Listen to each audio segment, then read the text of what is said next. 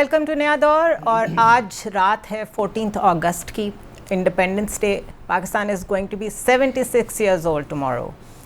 76 سال میں ہم نے کیا کھویا کیا پایا, یہ تو ایک نارمل ڈسکشن ہم پہلے ہی پلان کر چکے تھے کہ آج ہم نے کرنی ہے. بٹ اس دوران وزیر اعظم کا خطاب بھی آ گیا اور ان کا یہ الوداعی خطاب بھی تھا, تو یہ ہو نہیں سکتا کہ اس کو انکارپوریٹ کیے بغیر ہم کوئی اور ڈسکشن کریں. اگر بڑا بریفلی سا میں ایکسپلین کروں کہ وہ کیا کہہ رہے تھے, تو میرا خیال ہے وہ کہہ رہے تھے کہ 16 ماہ میں 4 ماہ کا ڈیمیج انہوں نے ریپیئر کر دیا ہے. اور اگر ان کے ورڈز تھوڑے سے میں آپ کے سامنے رکھوں تو وہ کہہ رہے تھے کہ اگر ہم انتخابات کرا دیتے اپریل 2022 میں, تو اس وقت ایسے گھمبیر حالات میں یہ ملک کھو جاتا کہ وہ پھر کسی سے نہیں سنبھلنا تھا. اس لیے پھر ہم نے سیاست کی قربانی دی اور ہم نے ریاست کا ساتھ دیا, اور اسی لیے آج ہم اتنی کامیاب ٹریجیکٹری پہ چل رہے ہیں. اور اس کی جو مثالیں انہوں نے آگے دی ہیں وہ بھی میں آپ کے ساتھ شیئر کرتی ہوں. اور انہوں نے کہا ہم نے صرف ماضی کی تاریکیاں ہی ختم نہیں کیں, بلکہ آنے والے وقت کے لیے مستقبل کے روشن چراغ بھی جلا کے جا رہے ہیں ہم. صحافیوں کو مکمل وہ کہتے ہیں ہم نے آزادی دی. پاکستان میں اس سے پہلے پریس اتنا آزاد تھا ہی نہیں. معاشی زنجیروں سے تو ہمیں نجات مل گئی ہے. اس وقت پاکستان میں کوئی اکنامک پرابلم ایگزسٹ نہیں کرتی ان ہز ورڈز. اور پچھلی حکومت نے جو بارودی سرنگیں بچھائی تھیں ان کا بھی خاتمہ کر دیا گیا ہے. خود غرضوں کو ہم نے سائٹ پہ کیا, اور وطن فروش اور وطن دوست کی سوچ میں جو جنگ تھی اس میں وطن دوست جیت گئے ہیں. اس کے علاوہ it's very odd but understandable کہ وہ بے نظیر انکم سپورٹ پروگرام کی تعریف کر رہے تھے, آف کورس کیونکہ ان کے اتحادی تھے, ادروائز وہ اس کا ذکر بھی کرنا پسند نہ کرتے. سیلاب متاثرین کے بارے میں انہوں نے کہا کہ ہم نے ان کے لیے جو ہیلپ ان کو پرووائڈ کیا وہ انپریسیڈنٹڈ ہے. اس کے اوپر بھی بات کریں گے کہ کلائمیٹ جسٹس پہ کانفرنس تو ہو گئی تھی اسکاٹ لینڈ میں, لیکن اس کا آؤٹ کم کیا آیا. کوٹ کرتے ہوئے بار بار وہ یہ کہہ رہے تھے کہ یوٹیلیٹی سٹورز, کسان پیکیج, لیپ ٹاپ, صنعت اور زراعت میں تقریباً 80 ارب کی رقم ہم نے انویسٹ کی ہے. دانش اسکول کا ذکر کرتے ہوئے انہوں نے کہا کہ اگر اللہ تعالیٰ نے دوبارہ موقع دیا, اور یہ اس پارٹی کے سربراہ ہیں جو 30-40 ایئرز سے پاکستان کے 76 ایئرز میں سے 30-40 ایئرز سے ان کی جماعت پاکستان میں کسی نہ کسی طرح انفلوئنسنگ پوزیشن میں رہی ہے, گورنمنٹ میں رہی ہے, تو وہ ابھی بھی اللہ تعالیٰ سے ایک اور موقع کی دعا کر رہے ہیں کہ اگر دوبارہ موقع ملا تو ہم ترقی کی جانب جائیں گے. معاشی پالیسیاں جو ہیں وہ محمد نواز شریف کا جو دور تھا 2013 سے 2018 تک, اسی پہ واپس جائے گا اور اب اس سے بیک نہیں ہو سکتا. اور اس کے علاوہ ہم درست سمت میں جا رہے ہیں, اور 16 ماہ میں ہم نے جو انپریسیڈنٹڈ ڈیلیور کیا ہے یہی ہمیں دوبارہ انتخابات میں کامیاب کرائے گا اور واپس حکومت میں لے کے آئے گا. میں شامل کروں گی اسار رانا صاحب کو اور طاہر ملک صاحب کو گفتگو میں, اور ان سے جاننا چاہوں گی کہ ان کا کیا خیال ہے 14 اگست کی رات کو وزیر اعظم کا الوداعی خطاب, جو اس کے چیدہ پوائنٹس میں نے یہاں پہ آپ کے سامنے پڑھے, اس کو وہ کیسے دیکھتے ہیں. پہلے تو آپ دونوں کو اور ہمارے ویورز کو پاکستان کا یوم آزادی مبارک ہو. دیکھیں, آزادی کی ٹھیک ہے بہت کمیاں بھی ہیں, بہت کوتاہیاں بھی ہم سے ہوئی ہیں, وہ ایک بڑی لمبی کہانی ہے, مگر جو کامیابی ہے میں سمجھتا ہوں وہ سب سے بڑی پاکستان کو جو گفٹ ملا ہے وہ پاکستان ملا ہے, اور ڈیفینیٹلی ایک مڈل کلاس بنی ہے پاکستان میں. بہت سارے لوگوں کو معاشی طور پہ ایک فائدہ ہوا ہے. یہ میں ایک نیوٹرل بات کر رہا ہوں, ہم اکثر نیگیٹو ہوتے ہیں. اگر میں اپنی زندگی میں بھی اگر دیکھتا ہوں تو 60 سال میں جو غربت میں نے لاہور میں پنجاب میں دیکھی ہے, مجھے اب گاڑیاں نظر آتی ہیں, لوگ خوشحال نظر آتے ہیں, تو پاکستان کی اچیومنٹس بھی اللہ کا شکر ہے کافی ہیں, گو کے مسائل بھی بہت ہیں, وہ بعد میں آئیں گے. تو یہ جو سپیچ کی آپ نے جو اصل سوال کیا اس کی طرف میں آتا ہوں. میں سمجھتا ہوں کہ ایک بات ہمیں ریلائز جو ہو نہیں رہی, جو ایک دیکھیں مکمل یہ کہنا کہ یہ حکومت بالکل 100 میں سے 100 نمبر لے گی ہوگی وہ بھی غلط بات ہوگی, اور یہ کہا جائے کہ یہ تباہ و برباد کر گئی یہ بھی غلط بات ہے. اب آپ آتے ہیں ڈیفالٹ کی طرف, جو ان کا ایک کلیم ہے کہ ہم نے ڈیفالٹ بچایا. ڈیفالٹ سے مطلب کیا ہے یہ ہمیں سمجھ نہیں آ رہی. ڈیفالٹ سے مطلب یہ ہے کہ دنیا نے ہم سے لینا دینا بند کر دیا, ہم نے ان کا ادھار نہیں دیا. اب اس سے چانسز یہ تھے, جو ایکسپرٹ بتاتے ہیں کہ آپ کا ڈالر جا سکتا تھا فری فال میں. فری فال کا مطلب ہے 500 کا بھی ہے, 600 کا بھی ہے, 700 کا بھی ہے, ان کنٹرولڈ. اور 29 بلین ڈالر نا آپ صرف پیٹرول پہ لگاتے ہیں. اگر 30 ارب ڈالر آپ کو چاہیے تیل لینے کے لیے, اور تیل سے آپ کیا کرتے ہیں, آپ ٹرانسپورٹ چلاتے ہیں اور بجلی بناتے ہیں. آپ دنیا کی سب سے لیوش قوم ہیں, سب سے زیادہ جوتے کھاتے ہیں, دعا لیتے ہیں, مگر بجلی آپ بناتے ہیں پیٹرول سے. تو پاکستان میں پیٹرول نہیں ہونا تھا, آپ کی ٹانگیں ختم ہو جانی تھی. پہلی بات آپ کے پاس بجلی نہیں ہونی تھی، آپ نے اندھیروں میں چلا جانا تھا. ڈالر 500 600 700 کا مطلب ہے کہ ہر چیز جو آپ ڈالر میں خریدتے ہیں وہ آپ کی پہنچ سے چلی جانی تھی. یہ ان امیجنیبل کنڈیشن ہے. یہاں پہ میں سمجھتا ہوں، میں 100 میں سے 100 نمبر دیتا ہوں اگر یہ کلیم کرتے ہیں کہ ہم نے ڈیفالٹ بچایا. ایک یہ بات غلط کر رہے ہیں یہ جو انہوں نے یہ دکان کھولی ہوئی ہے نا کہ ہم نے ریاست بچا لی ہے، ہم نے بھائی ریاست بنائی تھی عام آدمی کے لیے. مجھے یہ سمجھاؤ تم نے عام آدمی کو بچایا کہ نہیں بچایا. یہاں پہ ان میں 100 میں سے 0 نمبر ہے. صرف ایک ڈیٹا بولوں گا اس کے بعد میں چپ کر جاؤں گا. جو لیٹسٹ میں آپ کو ڈیٹا دینے لگا ہوں، جو ریسرچ ہوئی ہے، جو ایک لو انکم پاکستانی ہے اس کا 40% اس کی انکم کا بجلی اور گیس پہ خرچ ہو رہا ہے. اگر میں 100 روپے کماتا ہوں تو 40 روپے مجھے چاہیے بجلی کے بل کے لیے اور 57% مجھے چاہیے کھانے پینے کے لیے. یعنی کہ جو لو انکم آدمی ہے جو 20,000 سے لے کے 70,000 روپے تک چھوٹی فیملی کا ہے، اس کے 97% تنخواہ جو ہے وہ صرف بجلی کے بل اور کھانے پینے پہ ہے. اس میں صحت شامل نہیں ہے، اس میں ٹرانسپورٹ شامل نہیں ہے، اس میں بچوں کا علاج شامل نہیں ہے. تو میرا سوال یہ یار یہ کون سی ریاست تم نے بچائی ہے جس میں پاکستانیوں کی جان لے لی ہے؟ پلس ہے ڈیفالٹ سے بچانا. یہ میرا ان پہ الزام ہے. اب آپ رانا صاحب. اچھا ٹھیک ہے، یہ ڈرائنگ رومز میں بیٹھ کے ہم یہ بات کر سکتے ہیں، یہ جو ابھی بات چیت ہو رہی ہے. ڈیفالٹ سے بچایا تو پھر پہلا سوال تو یہ کہ ڈیفالٹ تک پہنچے کیسے تھے، پہلے تو اس کا بھی پھر تعین ہو جانا چاہیے. لیکن میرا ایک بیسک کویسچن ہے، کیا انڈیکیٹرز، ڈالرز، ڈیزل پرائس، یہ ساری باتیں کر کے اور ایک دوسرے کو 100 میں سے 100 یا 100 میں سے 10 مارکس دے کے ہم یہ جسٹیفائی کر سکتے ہیں کہ اس وقت ایک 10,000 یا 15,000 یا ایون 25-30 ہزار کمانے والا بھی سب کچھ مینج کر پا رہا ہے؟ ایک عام آدمی، 14 اگست ہے، آزادی ہے، بہتری کی طرف جانا چاہیے، آہستہ آہستہ گروتھ ہونی چاہیے. گروتھ نظر آ رہی ہے آپ کو؟ لیکن سب سے پہلے تو میں بھی ملک کی طرح تمام اپنے دیکھنے والوں کو یوم آزادی کی مبارکباد دیتا ہوں. پاکستان اور یوم آزادی میرے لیے اس لیے زیادہ جذباتی ایک ٹاپک ہے کہ میرے والد محترم جو تھے وہ قائد اعظم کے ذاتی ملازم رہے اور مرتے دم تک میں نے اپنی آنکھوں سے دیکھا کہ وہ جب بھی پاکستان کا ذکر کرتے تھے تو ان کی آنکھیں نم ہو جاتی. قائد اعظم والے رحمہ کا جب ذکر کرتے تھے تو ان کی آنکھیں نم ہو جاتی تھیں. مجھے کنورٹ ہوئی ہے اپنے باپ سے اس مٹی سے محبت، اور یہ مٹی کی محبت مجھے اس بات پہ اکساتی ہے کہ تمام تر چیلنجز کے باوجود میں وہ سچ بولوں جو میرا ضمیر کہتا ہے، جو اس مٹی نے کا جو مجھ پہ فرض ہے اور قرض ہے میں وہ بولوں. آج ابھی جو شہباز شریف صاحب نے خطاب کیا تو مجھے اقبال کا وہ ایک شعر تھا کہ اقبال بڑا اپدیشک ہے، من باتوں میں موہ لیتا ہے، گفتار کا غازی بن تو گیا، کردار کا غازی ہو نہ سکا. یہ باتیں کرنا، ہم نے ریاست بچا لی، ہم نے ڈیفالٹ سے، وٹ از ڈیفالٹ؟ کس چیز کا نام ہے ڈیفالٹ؟ ڈیفالٹ نام ہے اس ملک میں رہنے والے عوام کی زندگیوں کے اوپر اثرات کا. آپ سری لنکا ڈیفالٹ ہوا، ان کے لوگوں کی اور ہماری دونوں کی زندگیوں کا موازنہ کریں تو آپ کو اندازہ ہوگا کہ ہم ڈیفالٹ کے بغیر عوام ڈیفالٹ ہو چکی ہے. آپ کو پتہ چلے گا.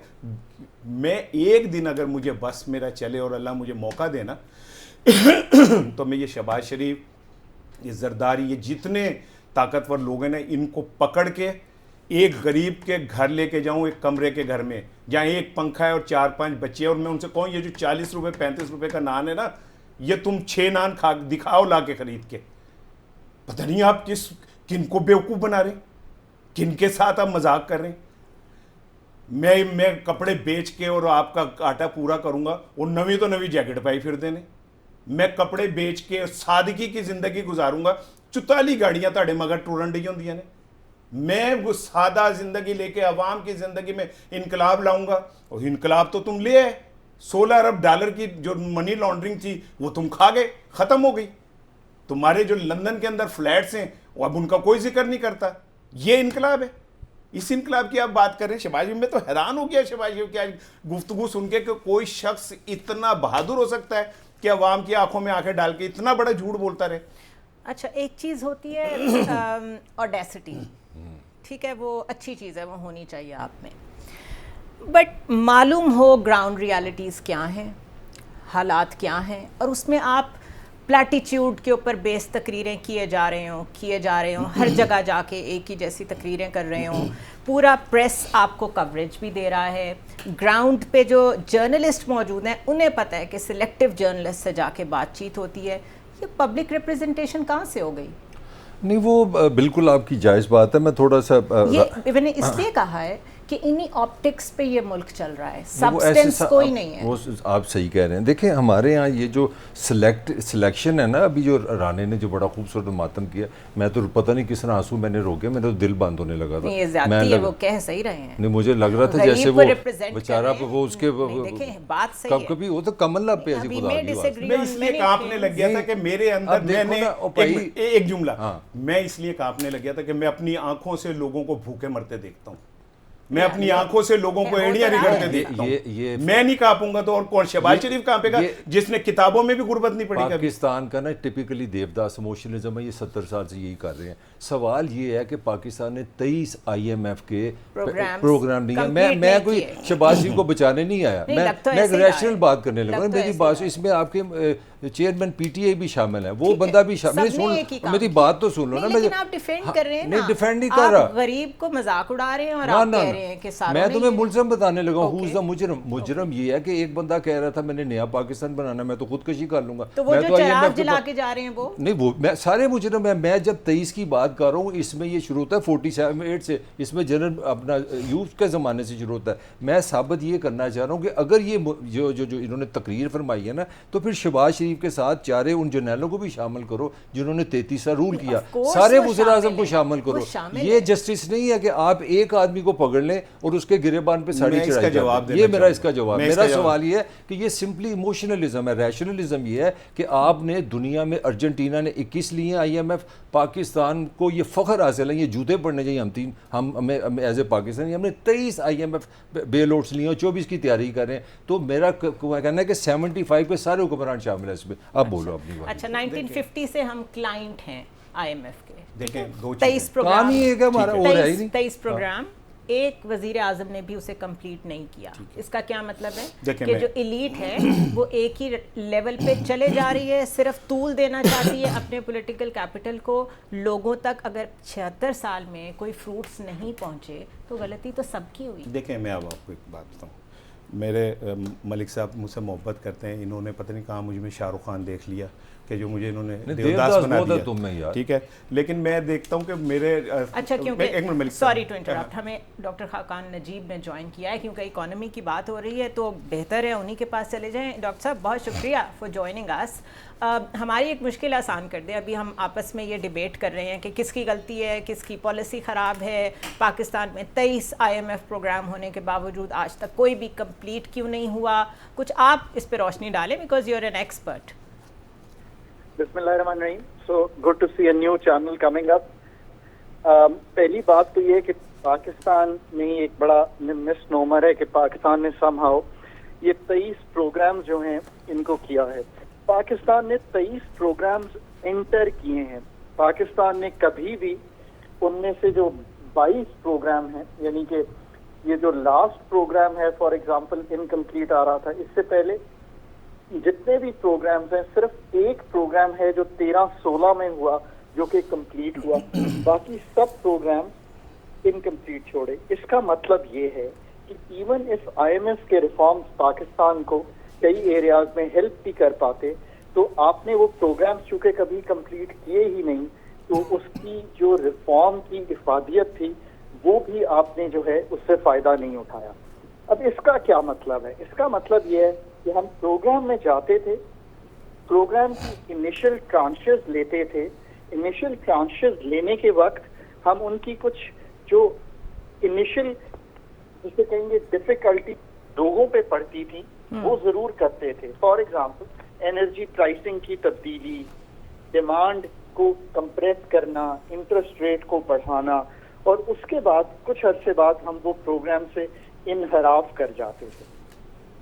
جب بھی کوئی اکانومی ICU میں چلی جاتی ہے اس کا ایک ہی ڈاکٹر ہے اور اس کا نام ہے IMF. اب سوال اگلا یہ ہونا چاہیے کہ پھر ہم ICU میں کیوں بار بار جاتے ہیں, اور اس کی جو کلیدی وجہ ہے وہ آپ کی ملک میں جو گروتھ ماڈل ہم نے بہت دہائیوں سے اپلائی کیا ہوا ہے وہ ہے کہ ہم اپنا, جس طرح آپ لوگ عام فہم زبان میں کہتے ہیں نا, بجٹ کا جو کوانٹم ہے اس کو بڑا کر دیتے ہیں, خسارے بڑھنا شروع ہو جاتے ہیں, پر ہم ایک فزیکل امپٹس, اس سے مطلب ہے کہ ہم بہت سی اسکیمیں کھول دیتے ہیں اور ہم سمجھتے ہیں کہ پیسہ پھینکنے سے اور اسی طرح آپ نے دیکھا اسٹیٹ بینک کی ایک ٹرسٹ کی اسکیم آئی کہ یہ پیسے لگانے سے ملک میں ہم ایک گروتھ لا سکتے ہیں.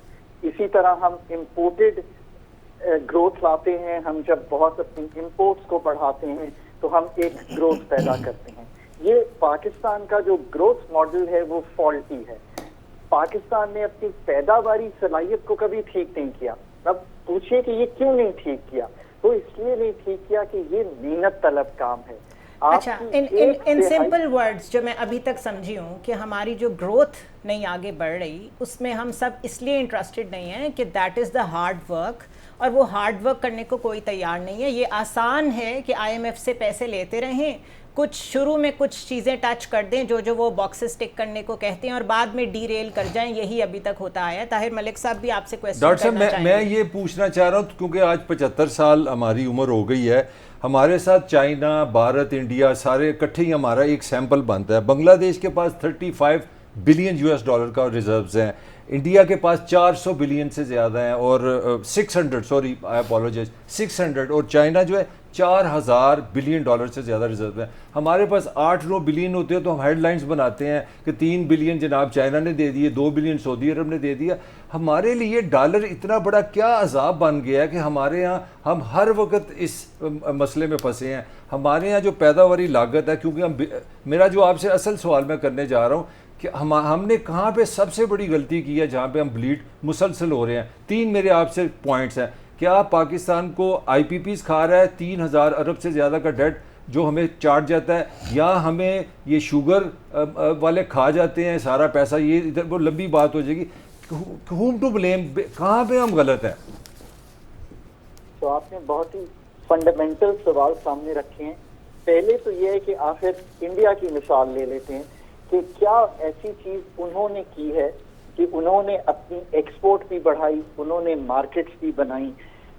1991 میں پاکستان کو بھی انڈیا سے آگے دیکھا جا رہا تھا. تو کیا ہوا 1991 میں ڈاکٹر منموہن سنگھ ایک قابل اکانومسٹ, ڈاکٹر مونٹیک الووالیہ ایک قابل اکانومسٹ, اور ایک ٹیم ترتیب دی جاتی ہے نسیما راؤ گورنمنٹ کے اندر. 1991 میں وہ ایک بجٹ تشکیل دیتی ہے, اور وہ 3 چیزوں پہ اس بجٹ کا انحصار تھا کہ ہم اکانومی کو ڈائیویسٹ کر دیں گے, یعنی کہ حکومت کاموں میں سے نکل جائے گی. ہم اکانومی کو لبرلائز کریں گے, اس کا مطلب ہے کہ فورن انویسٹمنٹ اور ڈومیسٹک انویسٹمنٹ کو آسان بنائیں گے. اور تیسری چیز یہ تھی کہ ہم ڈی ریگولیٹ کریں گے, یعنی کہ جو برٹش راج کا کلچر تھا اس میں سے نکل جائیں گے, اور لوگوں کے لیے یہ جس کو ہم ریڈ ٹیپزم کہتے ہیں, یہ 3 چیزیں جو ہیں ان کو تبدیل کریں گے. چوتھی یہ تھی کہ انہوں نے اپنے بجٹ کے جو ایکسپینڈیچر اور ٹیکسیشن تھی اس کو ریپیئر کرنا شروع کیا. اس ٹیم نے کچھ عرصہ کام کیا. جو سب سے جو آئی تھنک ٹرننگ پوائنٹ آیا, اس کے بعد منموہن سنگھ وزیر خزانہ سے وزیر اعظم بن گئے. ٹیم کنسسٹنٹ رہی, کمپٹنٹ رہی, اور ان کاموں پہ بالکل. ڈاکٹر صاحب سوری فار انٹرپشن, میں سادہ سوال آپ سے پھر کروں گا. کیا آئی پی پیز کو رکھ کے اس ماڈل سے ڈالر میں بجلی بنا کے, پانی کے ہم نے بجلی پہ نہیں گئے 2 روپے 3 روپے یونٹ, ہمیں اچھا نہیں لگتا, ہمیں 60 روپے پہ چلے گئے. پن بجلی پہ نہیں ہم گئے, ہم ونڈ پہ نہیں گئے, ہم سولر پہ نہیں گئے. یہ جو ہم نے کرائم کیا ہوا ہے آئی پی پیز کا معاہدے کا, جس کا سارا کریڈٹ میں محترمہ بے نظیر کو دوں گا, اس کے ہوتے پاکستان ترقی کر سکتا ہے؟ کیا ہم پروڈکٹیو سوسائٹی بن سکتے ہیں؟ تو میں اس کو اس طرح رکھتا ہوں کہ اس وقت جو آپ کا انرجی سیکٹر کا پورا جسے کہیں گے نقشہ ہے, اس کو رکھتے ہوئے پاکستان کی اکانومی پہ یہ سب سے بڑا ڈریگ ہے, یا ہم آگے نہیں بڑھ سکتے اگر ہم اس نقشے کو تبدیل نہیں کرتے. آئی پی پیز کا اگر آپ ذکر کریں تو اس میں آپ کو اس وقت جو ڈیٹ آپ نے ان سے اٹھایا ہوا ہے اس کو ری پروفائل کرنا پڑے گا. آپ کی یہ جو بات ہے اس میں وزن ہے. آئی پی پیز کا جو بہت بڑا ڈیٹ ہے اس کو آپ جب ری پروفائل کریں گے تو جو ہم کہتے ہیں نا کہ ہمیں بہت سے پیسے دینے پڑتے ہیں, ایک تو فیول کی مد میں اور ایک فکس چارجز کی مد میں, اس میں آپ کو کچھ تھوڑی سی جسے کہیں گے ایک روم مل جائے گا اگلے 5 سے 8 سال کے لیے, اور آپ کی بجلی کی جو ڈیٹ پیمنٹس ہیں وہ کم ہو جائیں گی. پر یہ یاد رکھیے کہ انرجی سیکٹر اس سے بہت بڑا سرجیکل ٹریٹمنٹ مانگ رہا ہے. اس میں کوئی لو ہینگنگ فروٹ نہیں ہے. Right. اگر ہوتا تو میں ایک مثال دیتا ہوں کہ یہ آپ اسے سمجھ جائیں گے. 100 ارب کا سرکولر ڈیٹ تھا جب جنرل مشرف چھوڑ کے گئے. 500 ارب کا سرکولر ڈیٹ تھا جب پیپلز پارٹی چھوڑ کے گئی. 1100 ارب کا سرکولر ڈیٹ تھا جب PMLN چھوڑ کے گئی. 2300 ارب کا سرکولر ڈیٹ تھا جب PTI چھوڑ کے گئی. 2500-2600 ارب کا سرکولر ڈیٹ ہے جب آج کھڑے ہیں. یہ کیوں ہے؟ کیونکہ ہر کوئی یہ سمجھتا ہے کہ کوئی لو ہینگنگ فروٹ ہے اور ہم اس کو بجلی کو اس طرح آرام ٹھیک سے کر ہم سکتے ہیں. ایگزیکٹلی یہ وہی بات ہے میڈم جو آپ نے شروع میں رکھی تھی. یہ ایک محنتی ٹیم اور ایک لانگ ٹرم ہارڈ ورک مانگتا ہے. Continuity of policies. ایک منٹ اور لوں گا. 4 چیزیں آپ کو اس کو ٹیلی کام کی طرح پرائیویٹائز کرنا پڑے گا. آپ کو ایک پاور مارکیٹ بنانی پڑے گی. آپ کو ڈسکو سے جان چھڑانی پڑے گی. آپ کو ملک میں ایکول ٹیرف نہیں رکھنا. جو زیادہ نقصان کر رہا ہے وہ زیادہ ٹیرف دے گا. آپ کو گیس ڈومیسٹک میں بند کرنی پڑے گی. یہ سارے ڈیسیجنز کیئر ٹیکرز لے لیں, آپ کو بجلی کا سیکٹر بہتر دکھائی دیتا. Thank you so much for your time. اور بڑی زبردست ڈسکشن شروع ہو گئی IPPs کے. مجھے یاد آ گیا کہ پچھلی گورنمنٹ نے اس کو تھوڑا سا ٹچ کرنے کی کوشش کی تھی, تو جو اسٹارم آیا تھا, جو اسٹیک ہولڈرز کھڑے ہو گئے تھے, انہوں نے وہ نہیں کرنے دیا. اور جب تک ایسے انٹرسٹ والے لوگ سسٹم کے اندر موجود ہیں جو اسٹیک ہولڈرز ہیں ان پرابلمٹک پروجیکٹس میں, کون اس کو ٹچ کرے گا؟ ناٹ ٹو ٹاک آف کہ کنٹینیوٹی آف پالیسی چاہیے, انرجی مکس ٹھیک ہونا چاہیے, لائن لاسز کو دیکھنا چاہیے, ڈسکو کمپنیز سے جان چھڑانی چاہیے. مجھے بریک لینی ہے. بریک کے بعد رانا صاحب کے آگے میں یہ رکھوں گی کہ جہاں اتنے مافیاز ایگزسٹ کرتے ہیں, جس میں ریئل اسٹیٹ بھی ہے, جس میں شوگر بھی ہے, جس میں you name it, dollar mafia, جہاں اتنے مافیاز ہوں وہاں کنٹینیوٹی آف پالیسیز آخر لائے گا کون؟ اسٹے ود اس.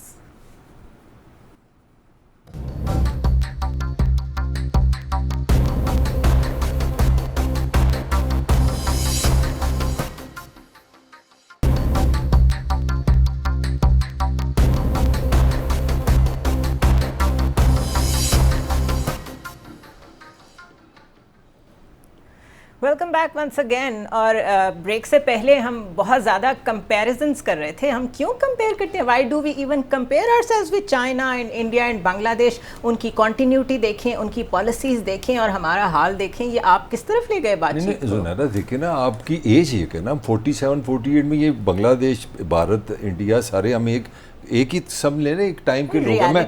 میں کیونکہ رانے کا ٹائم لینا بڑا گناہ ہے. وہ ویسے بھی بعد میں مجھ سے وہ ایم او کر رہے تھے, منڈے بلا کے میں کوٹنا پوا دے. بس میں نے آدھا تھوڑا سی بات کرنی ہے. وہ سمپل یہ ہے کہ آپ کے ہیں ڈاکٹر حفیظ پاشا, وہ وزیر خزانہ رہے ہیں. ان کے مطابق یہ جو رولا ڈالتے ہیں نا جی, ریاست بچائیے ریاست بچائیے, یہ ریاست بچانے والی جو اشرافی ہے 2200 ارب روپے کا ٹیکس چوری کرتی ہے. کتنا؟ 2200 ارب روپے کا. اور ایک فکرہ سن لو, یہ بجٹ میں ابھی پڑھا تھا, اس میں 5 ارب رکھے ہیں ذہین پاکستانی طالب علموں کے لیے. اس ریاست نے 5 ارب کن کے لیے ہیں؟ ذہین طالب علموں کو اسکالرشپ کے لیے. اور اپنا ڈاکہ کتنا؟ یہ میں نہیں کہہ رہا, یہ ڈاکٹر حفیظ پاشا فرما رہا ہے 2200 ارب روپے کا یہ ڈاکہ ڈالتے ہیں ہر سال. اب رانے سے آسا کھیلو. جی ہم کہہ رہے تھے اتنا مافیا جہاں بیٹھا ہو, ڈالر بھی ہورڈ ہوتا ہو, آٹے کا بھی مسئلہ ہوتا ہو, ہر کوئی کہتا ہے بمپر کراپ ہے, لیکن پھر آٹا کم بھی ہو جاتا ہے. پھر شوگر مافیا آپ کو پتہ ہے, اس کو ٹچ کریں تو حکومتیں سائڈ پہ ہو جاتی ہیں. Real estate they are running the country probably. تو کیا کہیں گے؟ دیکھیں, پہلے تو 2-3 چیزیں میں چاہ رہا تھا میں ملک صاحب کی تھوڑی وضاحت کر دوں. ملک نے اس کی مہربانی, اس نے مجھے دیوداس کا, آپ کو پتہ ہے دیوداس کا سب سے قریبی دوست تھا چنی بابو. ٹھیک ہے, ملک میرا چنی بابو ہے, کیونکہ دیوداس کو غلط پارٹ سے جو ہے نا چنی بابو نے لگایا تھا. ٹھیک ہے نا, تو میرا چنی بابو جو ہے نا ملک صاحب ہے. دوسری بات انہوں نے کہا کہ جی جنرلز بھی اتنا کھا گئے, ہم سیاستدانوں پہ اشارہ کرتے ہیں. میں جنرلز کو ووٹ نہیں دیتا, میں ووٹ سیاستدان کو دیتا ہوں. تو اکاؤنٹیبل بھی وہی ہیں. ٹھیک ہے, میں اس پہ ٹرسٹ کر کے اسے پارلیمنٹ میں بھیجتا ہوں. میں کسی جنرل کو ووٹ دے کے پارلیمنٹ میں نہیں بھیجتا. میں تو گریبان سیاستدان کا پکڑوں گا. میں تو اس سے پوچھوں گا کہ میرے بچے بھوکے ہیں تو تیرے بچے کھربوں پتی کیوں ہو گئے, تیرے بچوں کو کہاں سے اتنے پیسے مل گئے. اور دوسری چیز میں ایک اور آپ کو یہ بتاؤں کہ دیکھیں, ابھی جو میاں صاحب کے حوالے سے بات ہو رہی تھی کہ جی میاں صاحب نے اپنے طاہر ملک صاحب ان کی تعریف کر رہے تھے, مجھے اچھا لگتا ہے کہ ملک چلو کسی کی تو تعریف کرتا ہے, چلو شہباز شریف کی کرتا ہوں یار, ٹھیک ہے نا. اب وہ انالیسس بھی تعریف نما ہوتے ہیں تو مجھے اچھا لگتا ہے, فین کلب ہے. ہاں فین کلب ہے. لیکن میری سمپل ایک بات ہے کہ مجھے یہ بتا دیں کہ 16 ارب روپے کی جب آپ منی لانڈرنگ کرتے ہیں اور آپ کے بیٹے جعلی ٹی ٹی چلاتے ہیں اور ان سے پیسے منگواتے ہیں اور مقصود چپڑاسی جیسے لوگوں کے اکاؤنٹ سے خربوں روپے ملتے ہیں, تو آپ کس منہ سے پاکستان کے بچوں کی بات کرتے ہیں؟ یہ کہہ رہے ہیں کہ 500 ارب انہوں نے رکھے اور ذہین پاکستان کے لیے کتنے ارب رکھے؟ میں نے تو مذاق کیے 5 ارب رکھے ہیں طالب علموں کے لیے, اور حفیظ پاشا کہہ رہا ہے 2200 روپیہ یہ اشرافیہ کھا جاتی ہے ٹیکس. میں تو یار عوام کی بات کر رہا ہوں. نہیں, میں ملک صاحب کی بات میں ملک صاحب کی بات کر رہا ہوں کہ اس ملک کے فیوچر کا اندازہ کریں کہ کل بھی ہم نے بات کی, آج بھی کی, کہ کیمبرج کے بچے انصاف کے لیے پھر رہے ہیں, کوئی ان کی بات سننے پہ تیار نہیں ہے, کیونکہ وہ نواز شریف کے بچے نہیں ہیں, کیونکہ وہ زرداری کے بچے بھی نہیں ہیں, کیونکہ وہ شہباز شریف کے بھی بچے نہیں ہیں, اس لیے وہ اسی طرح ڈھولتے رہیں گے. اور پھر ایک بات, آپ مجھے ایک بات کا جواب دیں کہ یہ نواز شریف ہو, زرداری ہو, کوئی بھی ہو, یہ ابھی اکانومی کی بات کر رہے تھے, میں تو سمپل سا آدمی, میں تو اپنے گھر کا بجٹ نہیں بنا سکتا, تو میں بجٹ اور اس پہ کیسے بات کروں, لیکن میں ایک سمپل سا سوال پوچھتا ہوں, یہ اسے کہیں ملک ہی جواب دے دے. پاکستان نے 23 IMF پروگرام لیے, اس پہ ہم نے کھربوں ڈالر کا قرضہ لے لیا, کھربوں ڈالر کا قرضہ لے کے ہر پاکستانی پیدا ہونے والا کتنے لاکھ روپے کا مقروض ہوتا ہے. نواز شریف کے بچے کیوں نہیں ہوتے, شہباز شریف کے بچے کیوں نہیں ہوتے, بلاول کیوں نہیں ہوتا, مریم کیوں نہیں ہوتی؟ یہ کھربوں پتی کیسے ہو گئے؟ جب میرا ملک کا بچہ غریب ہو رہا تھا, میرے ملک کا بچہ مقروض ہو رہا تھا, تو ان کے بچے جیسے کھربوں پتی کیسے ہو رہے تھے؟ یہ سوال پوچھنے پہ ہی تو سارا عذاب آ جاتا ہے. مطلب جیسے ہی آپ اکاؤنٹیبل کرتے ہیں نا اسٹیک ہولڈرز کو, تو سب کو لاپس کر جاتا ہے. مجھے نہیں پتا کہ ایم اے کالج کے لڑکے سے ماریں گے یا نہیں ماریں گے, لیکن ان سوال کے اوپر مجھے یہ یقین ہے کہ جن کے بچوں کو میں چیلنج کر رہا ہوں نا, وہ کہیں نہ کہیں اس بات کے اوپر ان کے پیٹ میں سیاپا ضرور پڑ رہا ہوگا. اس کا تھوڑا جو ہے پوائنٹ ویلڈ ہے, مگر وہ رانا کا وہ موشنلزم تو ساتھ چل رہا ہے نا, اس کو تو برداشت پہ نہیں کرنا ہے. دیکھو پوائنٹ سمپل ہی ہے کہ اگر ایک بندہ کوئی بھی ہے, چھوڑ دیں یہ شہباز شریف ہے, میں ہوں کوئی, اگر میں نے 1600 ارب کی 16 روپے کی 8 آنے کی اگر میں نے منی لانڈرنگ کی یا غلط کام کیا ہے, تو یہ ریاستی اداروں کا کام ہے مجھے سزا. کیڑے ریاستی ادارے؟ اور جس پارلیمنٹ کے اندر آپ وہ سارا کرتے ہیں, اس میں چینی مافیا, گھی مافیا, آٹیا مافیا, سب سے بڑا چینی مافیا کیا رمضان شوگر مل میری تھی. ان سے بات کرتے ہیں. بہت شکریہ, امیر جماعت اسلامی ہیں سراج صاحب, ہمیں جوائن کرنے کے لیے.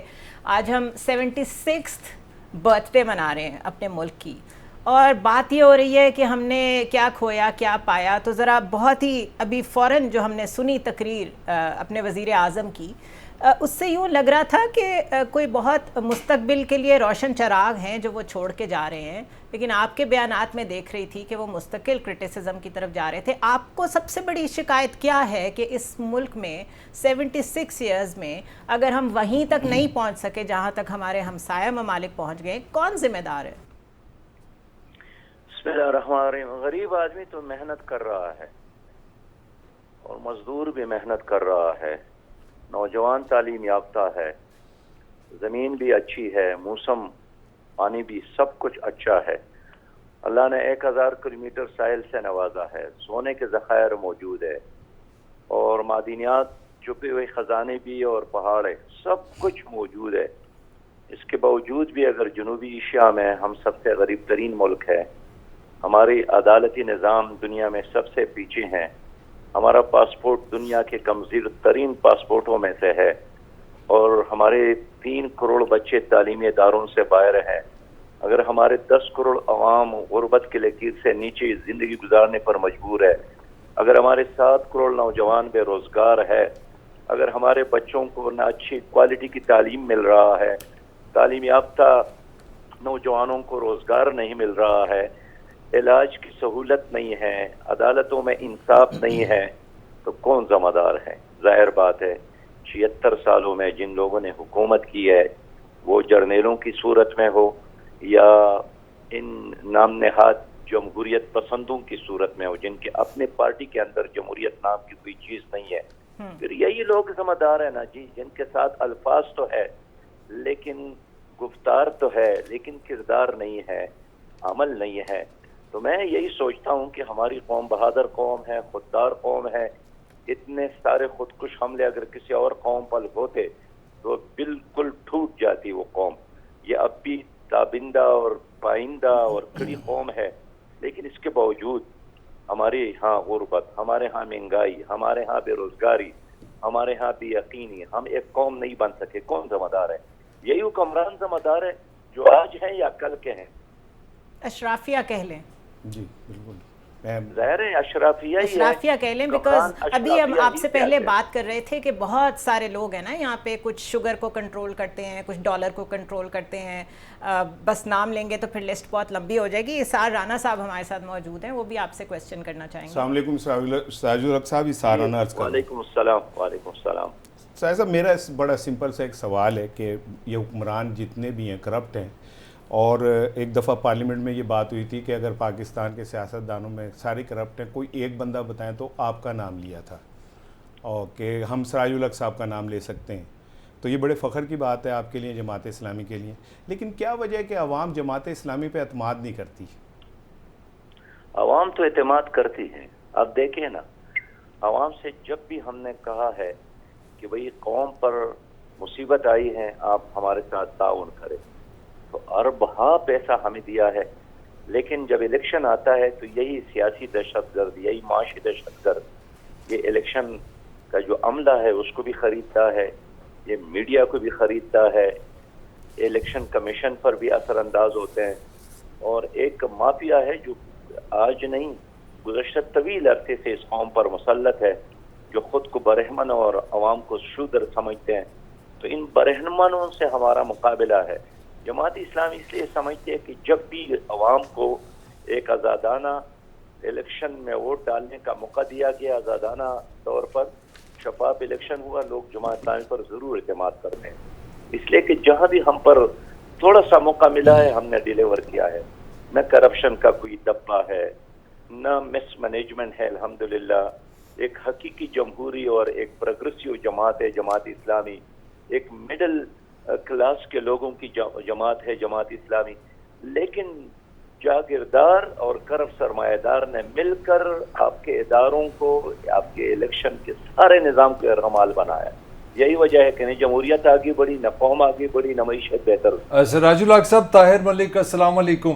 میں سر آپ کو اسی سوال کا ایک اور ڈائمنشن سے کرنا چاہ رہا ہوں. پاکستان بھی 47 میں بنا، بھارت بھی اسی دن بنا. بھارت اپنے آپ کو سیکولر کہتا ہے. 1970 کی دہائی میں بی جے پی جو ان کی پارٹی تھی، جو ریلیجس کہہ لیں پارٹی، اس کی 2 یا 3 سیٹیں تھیں. 70s میں یہاں پہ الیکشن ہوئے، جماعت اسلامی کی 4 سیٹیں تھیں. ہمیں یہی بتایا گیا کہ یہ اسلام کے نام پہ بنا ہے. آج بھی 4 یا 5 سیٹیں ہیں، یا مذہبی جماعتیں یہاں پہ وہیں کی وہیں کھڑی ہیں. انڈیا کہاں سے کہاں چلا گیا، جو سیکولر تھا وہ مذہبی ہو گیا. تو جس نے اپنے آپ کو مذہبی کہتا ہے، اسلام کے نام پہ بنا ہے. الیکشن تو کوئی لوگوں کا کیا مزاج بتاتے ہیں. تو پولیٹیکلی کس طرح آپ دیکھتے ہیں پاکستان کو؟ دیکھیں انڈیا ہے نا جس کا ذرا مبادلہ اس وقت 600 ارب ڈالر سے زیادہ ہے، اور آپ کا کتنا ہے آپ خود اندازہ کر لیں. 8-9 ہے جی. 8 بلین سے زیادہ نہیں، 8 بلین ڈالر سے زیادہ وہ نہیں. چین اور یو اے ای اور سعودی عرب کے ہیں، اور وہ کمیٹیاں پا کے اکٹھے کیتے ہیں، وہ بھی کمیٹیاں لوگوں نے ڈالی ہے. تو وہ کہاں پہنچ گیا اور ہم کہاں پہنچ گئے. جماعت اسلامی سمجھتی ہے کہ الیکشن کمیشن غیر جانبدار ہو، عدالت عظمیٰ غیر جانبدار ہو، اور اسٹیبلشمنٹ غیر جانبدار ہو. یہ 3 ادارے سیاست کے بجائے اپنا اپنا کام کریں. آپ یقین کریے یا جمہوریت بھی مضبوط ہوگی، قوم بھی مضبوط ہوگی، ترقی بھی ہم کر سکتے ہیں. آپ کے خیال میں اس وقت جو سچویشن ہے اس ملک میں، اب نگران سیٹ اپ بھی آ گیا ہے. ایک نگران سیٹ اپ تو ایسا ہے پنجاب کا جس کے بارے میں ابھی کوئی خبر بھی نہیں آ رہی کہ شاید انہوں نے بھی جانا ہے. سو وی ڈونٹ نو کہ کانسٹیٹیوشن پہ آگے جا کے بھی کتنا عمل ہوگا، کتنا نہیں ہوگا. اگر آپ کے سامنے یا کسی ایک پلیٹ فارم پہ جس میں آپ بھی شامل ہوں یہ رائے رکھی جائے کہ کیا ایک لمبا ٹیکنوکریٹک سیٹ اپ چلنا چاہیے کہ فوراً الیکشنز ہونے چاہیے، تو آپ کی چوائس کیا ہوگی؟ دیکھیے میری چوائس آپ کو معلوم ہونا چاہیے، میں فوری طور پر الیکشن چاہتا ہوں، اس لیے کہ ایک نگران سیٹ اپ ایڈہاکزم کی بنیاد پر آپ جتنا لمبا کریں گے اتنا ہی ملک کو نقصان ہوگا. نہ وہ دنیا کو فیس کر سکتے ہیں، نہ دنیا اس پر اعتماد کر سکتی ہے، نہ عوامی مینڈیٹ ان کے پاس ہوتے ہیں کہ وہ کوئی پاورفل مؤثر فیصلے کر سکے. میرے بھائی نے مجھ سے یہی پوچھا تھا نا کہ 4 آپ کے حلقے ہیں اور زیادہ کیوں نہیں ہے. میں بھی یہ کہنا چاہتا ہوں کہ آپ نہیں جانتے کہ پاکستان میں الیکشن آزاد کبھی بھی نہیں ہوا. جب بھی آزادانہ الیکشن ہوا جماعت اسلامی ایک مؤثر بہت بڑی پولیٹیکل پارٹی اور پاور کے طور پر ابھری تھی. میرے اب بھی نگران وزیر اعظم کو یہی مشورہ ہے کہ وہ صرف الیکشن پر فوکس کرے اور چاروں صوبوں میں غیر سیاسی غیر جانبدار نگران حکومتیں بن جائیں. اس لیے نہ پی ڈی ایم کا ایکسٹینشن ہونا چاہیے, نہ پیپلز پارٹی کا ایکسٹینشن ہونا چاہیے, نہ پی ٹی آئی کا ایکسٹینشن ہونا چاہیے. ایسے لوگ اس ملک میں موجود ہیں جو غیر جانبدار بھی ہے, باصلاحیت بھی ہے, اور ان کے دامن پر کوئی کرپشن کا دبا بھی نہیں ہے. ایسے لوگ پی سی آر موجود ہے. اوکے, بہت شکریہ سراج الحق صاحب, بہت شکریہ ہمیں جوائن کرنے کے لیے. بڑی سینٹرل اور بڑی زبردست ایک طرف وہ اشارہ کر گئے ہیں. مگر میرے سوال کا جواب نہیں دیا انہوں نے. ہاں وہ یو کین سے دیٹ بڑے سمجھدار ہیں, سمجھدار فری اینڈ فیئر الیکشنز کی طرف انہوں نے اشارہ کیا. یہ ان کو بھی پتا ہے کہ آج تک نہیں ہوئے, ہر کوئی مانتا ہے آج تک نہیں ہوئے, تو پھر ہم ایکسپیکٹ کیوں کر رہے ہیں؟ نہیں تو پھر یہ الیکشن کیوں لڑتے ہیں؟ میرا سوال یہ ہے کہ چلے مان لیا کہ جناب وہ ڈنڈا سوٹا چلتا ہے, بھئی دیکھیں پھر یہ میرا بھی تو ناکامی ہے نا. آپ مجھے, میں نے ایک دفعہ آپ کو امتحان دیا, آپ نے مجھے 2 نمبر فیل کر دیا, پھر فیل کر دیا, تو آئی شوڈ پروٹیسٹ. یہاں تو میں سیاست چھوڑ دوں یا پھر اس کو صحیح کروں. آپ سارے ایک ہی چیز پہ کھڑے ہیں کہ فیئر اینڈ فری الیکشن نہیں ہوتا, فیئر اینڈ فری الیکشن نہیں ہوتا, اور ساتھ آپ کریں الیکشن کرائیں. آپ کا کام ہے کہ آپ جس طرح آپ اگر ایک جگہ اکٹھی ہو جاتے. مجھے یاد ہے 1-2 دفعہ ہماری اسمبلی بالکل پیار محبت سے, میں نے اتنی ان میں قربت دیکھی, وہ تھی طرحیں بڑھانی ہیں سب کی ایک آواز. ایک دن میں یہاں جنرل باجوہ کی ایکسٹینشن تھی, ایک آواز, سارے ایک ہو گئے. تو یہاں پہ بھی ایک ہو جاؤ, ایک دفعہ اکٹھی ہو جاؤ کہ یار فیئر فری الیکشن کرو. اس میں کیا برائی؟ اچھا دوسری چیز فری اینڈ فیئر الیکشنز میں سب سے بڑی رکاوٹ کیا ہے؟ میں جو سراج الحق صاحب کی ایک بات کا میں چاہ رہا تھا کہ ہمارے سیاستدانوں کے پاس سب سے آسان رستہ اپنی ناکامیوں کا نا وہ ہوتا ہے اسٹیبلشمنٹ پہ ڈال دیا جائے. اسٹیبلشمنٹ یوں, حالانکہ جماعت اسلامی تو ماضی میں ہمیشہ اسٹیبلشمنٹ کے ساتھ رہی ہے, ان کی بی ٹیم کے طور پہ کام کیا ہے. ہر سسٹم میں جب بھی کو ملک میں مارشل لا آیا ہے, وہ ضیاء الحق کا مارشل لا ہو, بھٹو کی پھانسی میں جماعت اسلامی ضیاء الحق کے ساتھ کھڑی تھی, جنرل مشرف کے مارشل لا میں بھی وہ ان کے ساتھ کھڑی تھی. تو سم ہاؤ یہاں پہ بھی کچھ اسی طرح کا ہی معاملہ ہے.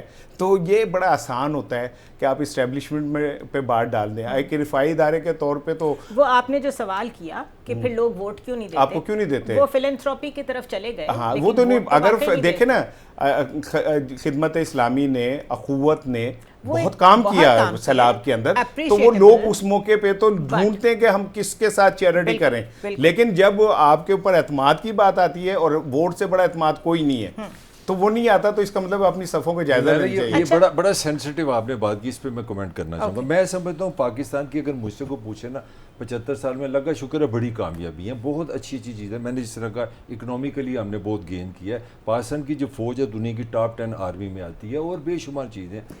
ویسے یہ جو گاڑیوں والا آرگیومنٹ ہے نا آپ کا, یہ پریزیڈنٹ مشرف والا ہے. چلے میں یہ وہ کہتے تھے کہ دیکھیں گاڑیاں کتنی بڑی, آرمی چیف ہے. میرا پوائنٹ مس ہو جائے گا جس پہ میں سمجھتا ہوں 75 سال میں پاکستان کا جو سب سے بڑا فیلئر ہے, ایز اے ریاست کہہ لیں, ایز اے سوسائٹی کہہ لیں, وہ پولیٹیکل, وہ یہ ہے کہ ہم انسانی قسم کی سموتھ آج تک ٹرانسفر آف پاور کا سسٹم نہیں لا سکے. ہم ابھی تک یہ چیز نہیں ثابت کر سکے کہ یہ ڈیموکریٹک سوسائٹی ہے, اس نے ووٹ سے چلنا ہے. رائٹ ٹو رول کس کا ہے؟ رائٹ ٹو رول ریاست نے ڈیفائن کرنا ہے کہ ووٹ نے ڈیفائن کرنا ہے. یہ میں سمجھتا ہوں پاکستان کا سب سے بڑا مسئلہ ہے, اور یہ ہمارے سارے پولیٹیشین ہیں, ان کو یہ چیز پہ سٹینڈ لینا پڑے گا کہ یہ اگر ووٹ سے حکومت بننی ہے تو تب بتا دو, نہیں بننی تو تب بتا دو. اچھا, اسموتھ ٹرانزیشن آف گورنمنٹ یہ سب سے بڑا سیدھا مسئلہ سا مطلب یہ ہوگا کہ ڈیلیوری بیس سسٹم ہو جائے گا. سب کو پتہ ہے یہ گورنمنٹ 5 سال کے لیے آئے گی, ڈیلیور کرے گی, اگلے الیکشنز میں یا فیل ہوگی یا پاس ہوگی. وہ جو 5 سال کو ہی مکمل نہیں ہونے دیتے, تو وہ آپ ایک پوزیشن دے دیتے ہیں ہر حکومت کو کہ ہمیں تو ٹائم ہی نہیں ملا, ہمیں تو پہلے ہی اٹھا کے باہر نکال دیا. یہ بائی ڈیزائن ہے. دیکھیں میں آپ کو بتاؤں, میں پھر اسی بات پہ آتا ہوں کہ ہمارا آسان حل ہوتا ہے کہ ہم اسٹیبلشمنٹ پہ سب چیزیں ڈال دیتے ہیں. میں عرض کر رہا ہوں, ادھر ہی آ رہا ہوں. آپ یہ نہ سمجھیے گا کہ کوئی میں آج اسٹیبلشمنٹ کے ترجمان کے طور پہ یہاں بیٹھا ہوں, نہیں, میں ایک فیئر کچھ انالیسز آپ کو دے رہا ہوں. یہ بتائیں کہ یہ جو 5 سال کی حکومتیں پوری نہیں ہوتی, اس کے پیچھے لوگ کون ہیں؟ یہی تو میں پوچھ رہی ہوں. میں آپ کو اس میں سب بتاتا ہوں. بے نظیر بھٹو کے خلاف اسامہ بن لادن سے پیسے لے کے تحریک عدم اعتماد کون لے کے آیا تھا؟ نواز شریف. یوسف رضا گیلانی کے یہ خلاف, آپ کے لیے جوابات تیار ہونے چاہیے. اچھا جی ٹھیک ہے. یوسف رضا گیلانی کے خلاف کالا کوٹ پہن کے پارلیمنٹ عدالت میں کون گیا تھا؟ نواز شریف. ٹھیک ہے. ذوالفقار علی بھٹو کو غدار کس نے قرار دیا تھا اپنے جلسوں میں؟ نواز شریف. ٹھیک ہے.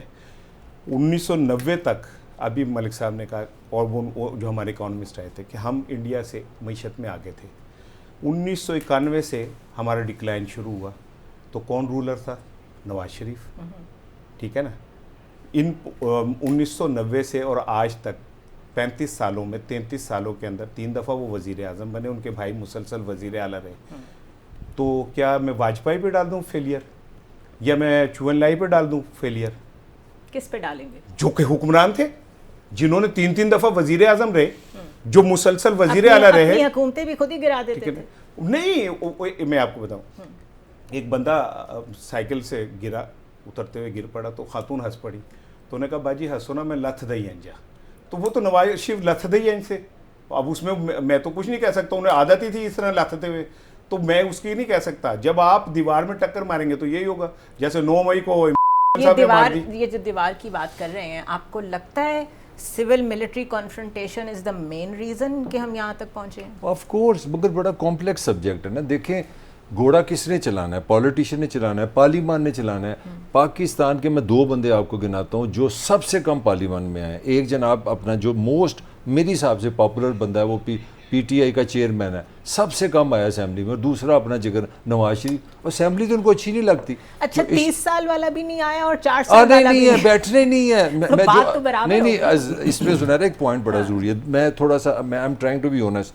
میرا اپنا خیال ہے کہ پاکستان کا فیلئر پولیٹیکل ہے. ہماری لیڈرشپ جو ہے اپنی ہماری اسٹیبلشمنٹ کو بھی صحیح لائن پہ نہیں لا سکی, ان کو لیڈ نہیں کر سکی, ان کو ڈائریکشن نہیں دے سکی. مگر اس پہ ایک کیچ ہے. کیچ یہ ہے کہ آپ کو یہ سمجھنا پڑے گا کہ 1947 میں جب یہ ملک بنا, اس کے پاس ادارے نہیں تھے, اس کے پاس ریسرچ نہیں تھی, اس کے پاس یونیورسٹی نہیں تھی, اس کے پاس پولیٹیکل پارٹیز نہیں تھی, اس کے پاس میڈیا نہیں تھا, اس کے پاس ویسٹرن ڈیموکریسی کے پری ریکوزٹ نہیں تھے.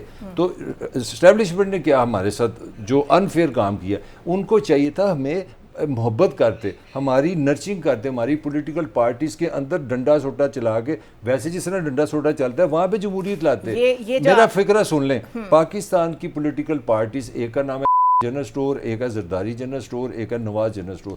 دنیا کی کون سی 5ویں پاپولیشن جس کی سیاسی جماعت کا نام ہی نون اور نواز شریف؟ آپ جب تک پاکستان کی پولیٹیکل پارٹیز کو ڈیموکریٹک نہیں کریں گے, اور یہ ریاست کا کام ہے, ہم سب کا کام ہے, پاکستان اسی طرح دائرے میں گھومتا رہے گا. اچھا جی, انہوں نے کہا ہے کہ سیاسی جماعتوں کو ڈیموکریٹک کریں. اب یہ کیسے ہو جب بلاول کھڑے ہو کے اسمبلی میں اور مریم کہہ رہے ہوں کہ ہمارے لیے راستے آسان کریں؟ مطلب اب تو چھپی ہوئی بات بھی نہیں رہ گئی نا. They are so convinced about it کہ اس کے بعد اس کی بیٹی, اس کے بعد اس کا نواسا, اسی طرح سسٹم چلنا ہے. تو جو طاہر ملک صاحب بات کر رہے ہیں, آئی وش کہ ویسا ہو جائے, لیکن کیا اتنا ریورس گیئر میں جانا ممکن ہے؟ After a short break.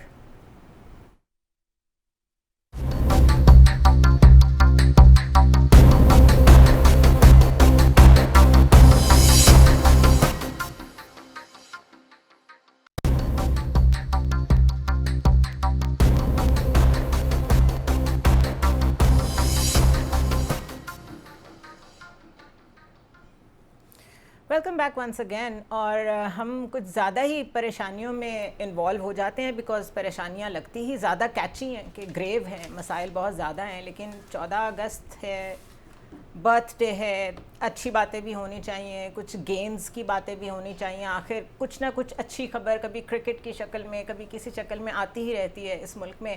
تو اگر تھوڑا سا مختصراً اس کی طرف جائیں تو we became nuclear power in 1998 despite huge pressure from the international establishment. یہ بڑی اچیومنٹ تھی, اور ہمارے ہیروز جو اس میں شامل ہیں ان کو بھولنا نہیں چاہیے. پھر we became olympic champion in hockey. ٹھیک ہے ابھی ڈکلائن میں ہیں, but we were olympic champion. Asian champion بھی رہے ہیں, T20 ورلڈ کپ کے ونر ہیں ہم. Squash for a very long time ہم سوچ ہی نہیں سکتے تھے کہ جانشیر خان اور جہانگیر خان کے ہوتے ہوئے کوئی اور جیت سکتا ہے اسکواش کا میچ ہو اور یہ دونوں میدان میں ہوں, بٹ ابھی دوبارہ سے ایک امید پیدا ہوئی ہے, ایک ینگسٹر نے جیتا ہے ٹائٹل. 60s کی انڈسٹریلائزیشن, آپ کسی ایئر لائن میں بیٹھیں تو ہمیں کیپٹنز ایک دو موقع پہ یہ بتاتے ہوئے سنائی دیے کہ ہم نے اس موقع پہ جو ٹریننگ تھی وہ پاکستانی پائلٹ سے لی تھی, تو ہم نے ایئر لائنز کو ٹرین کیا, پھر دماغ اسی طرف جاتا ہے کہ دوسروں کو ٹرین کیا اور اپنی پی آئی اے کے ساتھ کیا کر لیا. بہرحال جو انڈسٹریلائزیشن تھی 60s میں, دیٹ واز میسو and exemplary for so many countries including UAE. اور اس کے علاوہ جو ہمارا انفراسٹرکچر ڈیولپمنٹ ہے, کئی فرینڈس جو ساؤتھ ایشیا کے ڈفرینٹ کنٹریز سے پاکستان آتے ہیں, لاہور آتے ہیں, موٹر ویز دیکھتے ہیں, اور بیسک ایسی چیزیں جو ہم شاید فار گرانٹیڈ لیتے ہیں, اتنی بڑی بڑی روڈز شاید میں نے UK میں بھی نہیں دیکھی. تو بہرحال we have become something despite all odds. اب لوز جو کیا بیچ میں طاہر ملک صاحب, لاسز بھی بڑے گریو ہیں ہمارے. اچھا زنیرہ, اس میں یہ کوئی ایسے یہ ہیومن بات ہے, کوئی چیزیں اچیومنٹس ہوتی ہیں اور ناکامیاں بھی ہوتی ہیں, اور دوسری بات یہ ہے کہ یہ مطلب میری ماں نے مجھے یہاں جنم دیا ہے, تو کرٹیسزم کا یہ مطلب نہیں کہ ہم مایوسی پلا رہے ہیں, کہ یہ آئیڈینٹیفیکیشن ہے کہ یہ ماشاءاللہ کتنی کامیابی آپ نے بتائی ہیں, مگر یہ ہمیں اپنی ناکامیوں کا, کمزوریوں کا بھی پتہ ہونا چاہیے. مثلا میں سمجھتا ہوں پاکستان کی جو سب سے بڑی ہمارے لیے افسوسناک چیز ہے وہ مشرقی پاکستان کی علیحدگی ہے, اور ہمیں پتہ ہے کہ 1906 میں جو مسلم لیگ بنی تھی وہ مشرقی پاکستان میں بنی تھی, وہ بھی ہماری طرح ہی پاکستانی تھے, تو یہ ایک بڑا ہمارا لاس ہوا. پھر ہمارے یہاں جو میں نے پہلے بھی کہا تھا, آج تک ہم نا الیکشن فیئر نہیں کرا سکے, ہم اقتدار جو ٹرانسفر آف پاور ہے نا اس میں ہمیں سمجھ نہیں آ رہی. ہم نے 4 مارشلیں بھگت لی ہیں, ابھی بھی ہمیں ہر روز یہ خبر ملتی ہے کہ باجی بچ کے رہو, یہ ایک مسئلہ ہے. اور تیسرا میں سمجھتا بہت بڑا مسئلہ جو قرضوں کے دلدل میں ہم پھنسے ہیں, یہ ذرا سن لو, 3000 ارب جو روپے نا ہمارا بجٹ کا سب سے زیادہ پیسہ, رانا صاحب سب سے زیادہ پیسہ قرضوں پہ جاتا ہے, اور اس سال مفتاح اسماعیل کے مطابق 21 بلین US ہم نے اس سال دینے ہیں. آگے 2-3 چیزیں ہو رہا ہیں. کرپشن میں نے آپ کو بتایا تھا 2200 ارب کی ہم ٹیکس ہماری شرفی کھا جاتی ہے, اور جو مافیا, مافیا کا احتساب نام کی جو چیز نہیں ہے, شوگر مافیا دیکھ لو, IPP دیکھ لو, میں نے ابھی بات کی ہے. آپ جو بات کر رہے ہیں اس میں ذرا مجیب الرحمان شامی صاحب کو شامل کر لیں, بڑی اچھی بات ہے, ان کا اوپینین آ جائے گا, بہت ریلیونٹ ہو جائے گا. شامی صاحب بہت شکریہ جوائن کرنے کے لیے, اور اگر آپ ہمیں سن رہے تھے تو بھی, نہیں تو میں ریپیٹ کر دیتی ہوں, ہم یہ ڈسکس کر رہے ہیں کہ ٹھیک ہے اچیومنٹس بھی بہت ہیں پاکستان کی, لیکن جو ہمارے لاسز ہیں, ایسٹ پاکستان والا آپ دیکھ لیں, انڈسٹریلائزیشن میں 60s میں ہم کہاں پہنچے ہوئے تھے, آج دیکھ لیں, PIA کہاں تھی, آج کہاں ہے, قرضے لے لے کے جو ہر بچہ مقروض ہو گیا ہے اس کو دیکھ لیں, ہم کہاں غلط ہوئے ہیں اتنے زیادہ کہ معاملہ یہاں تک پہنچا ہے. بہت شکریہ اور مہربانی جناب. بات یہ ہے کہ جو کچھ آپ نے کہا ہے بالکل درست ہے. ہم نے بہت کچھ حاصل کیا ہے اور بہت کچھ کھویا بھی ہے. ہم نے اپنا آدھا ملک کھو لیا, مشرقی پاکستان بنگلہ دیش بن گیا, اور اس کے بعد دوسرا کام آپ نے یہ کیا کہ سقوط ڈھاکہ کے بعد پھر سقوط معیشت ہو گیا. جو کالج بھٹو صاحب نے یہ ساری انڈسٹری ٹیک اوور کر لی, اس کو سرکاری انتظام میں دے دیا, سارے سرمایہ کار بے دخل ہو گئے, اور سارے بڑے بڑے کارخانے جو تھے جو آگے بڑھنے کی صلاحیت تھی اب وہ کھنڈر بن چکے ہیں, یا قوم کی پیٹھ پہ بوجھ ہیں.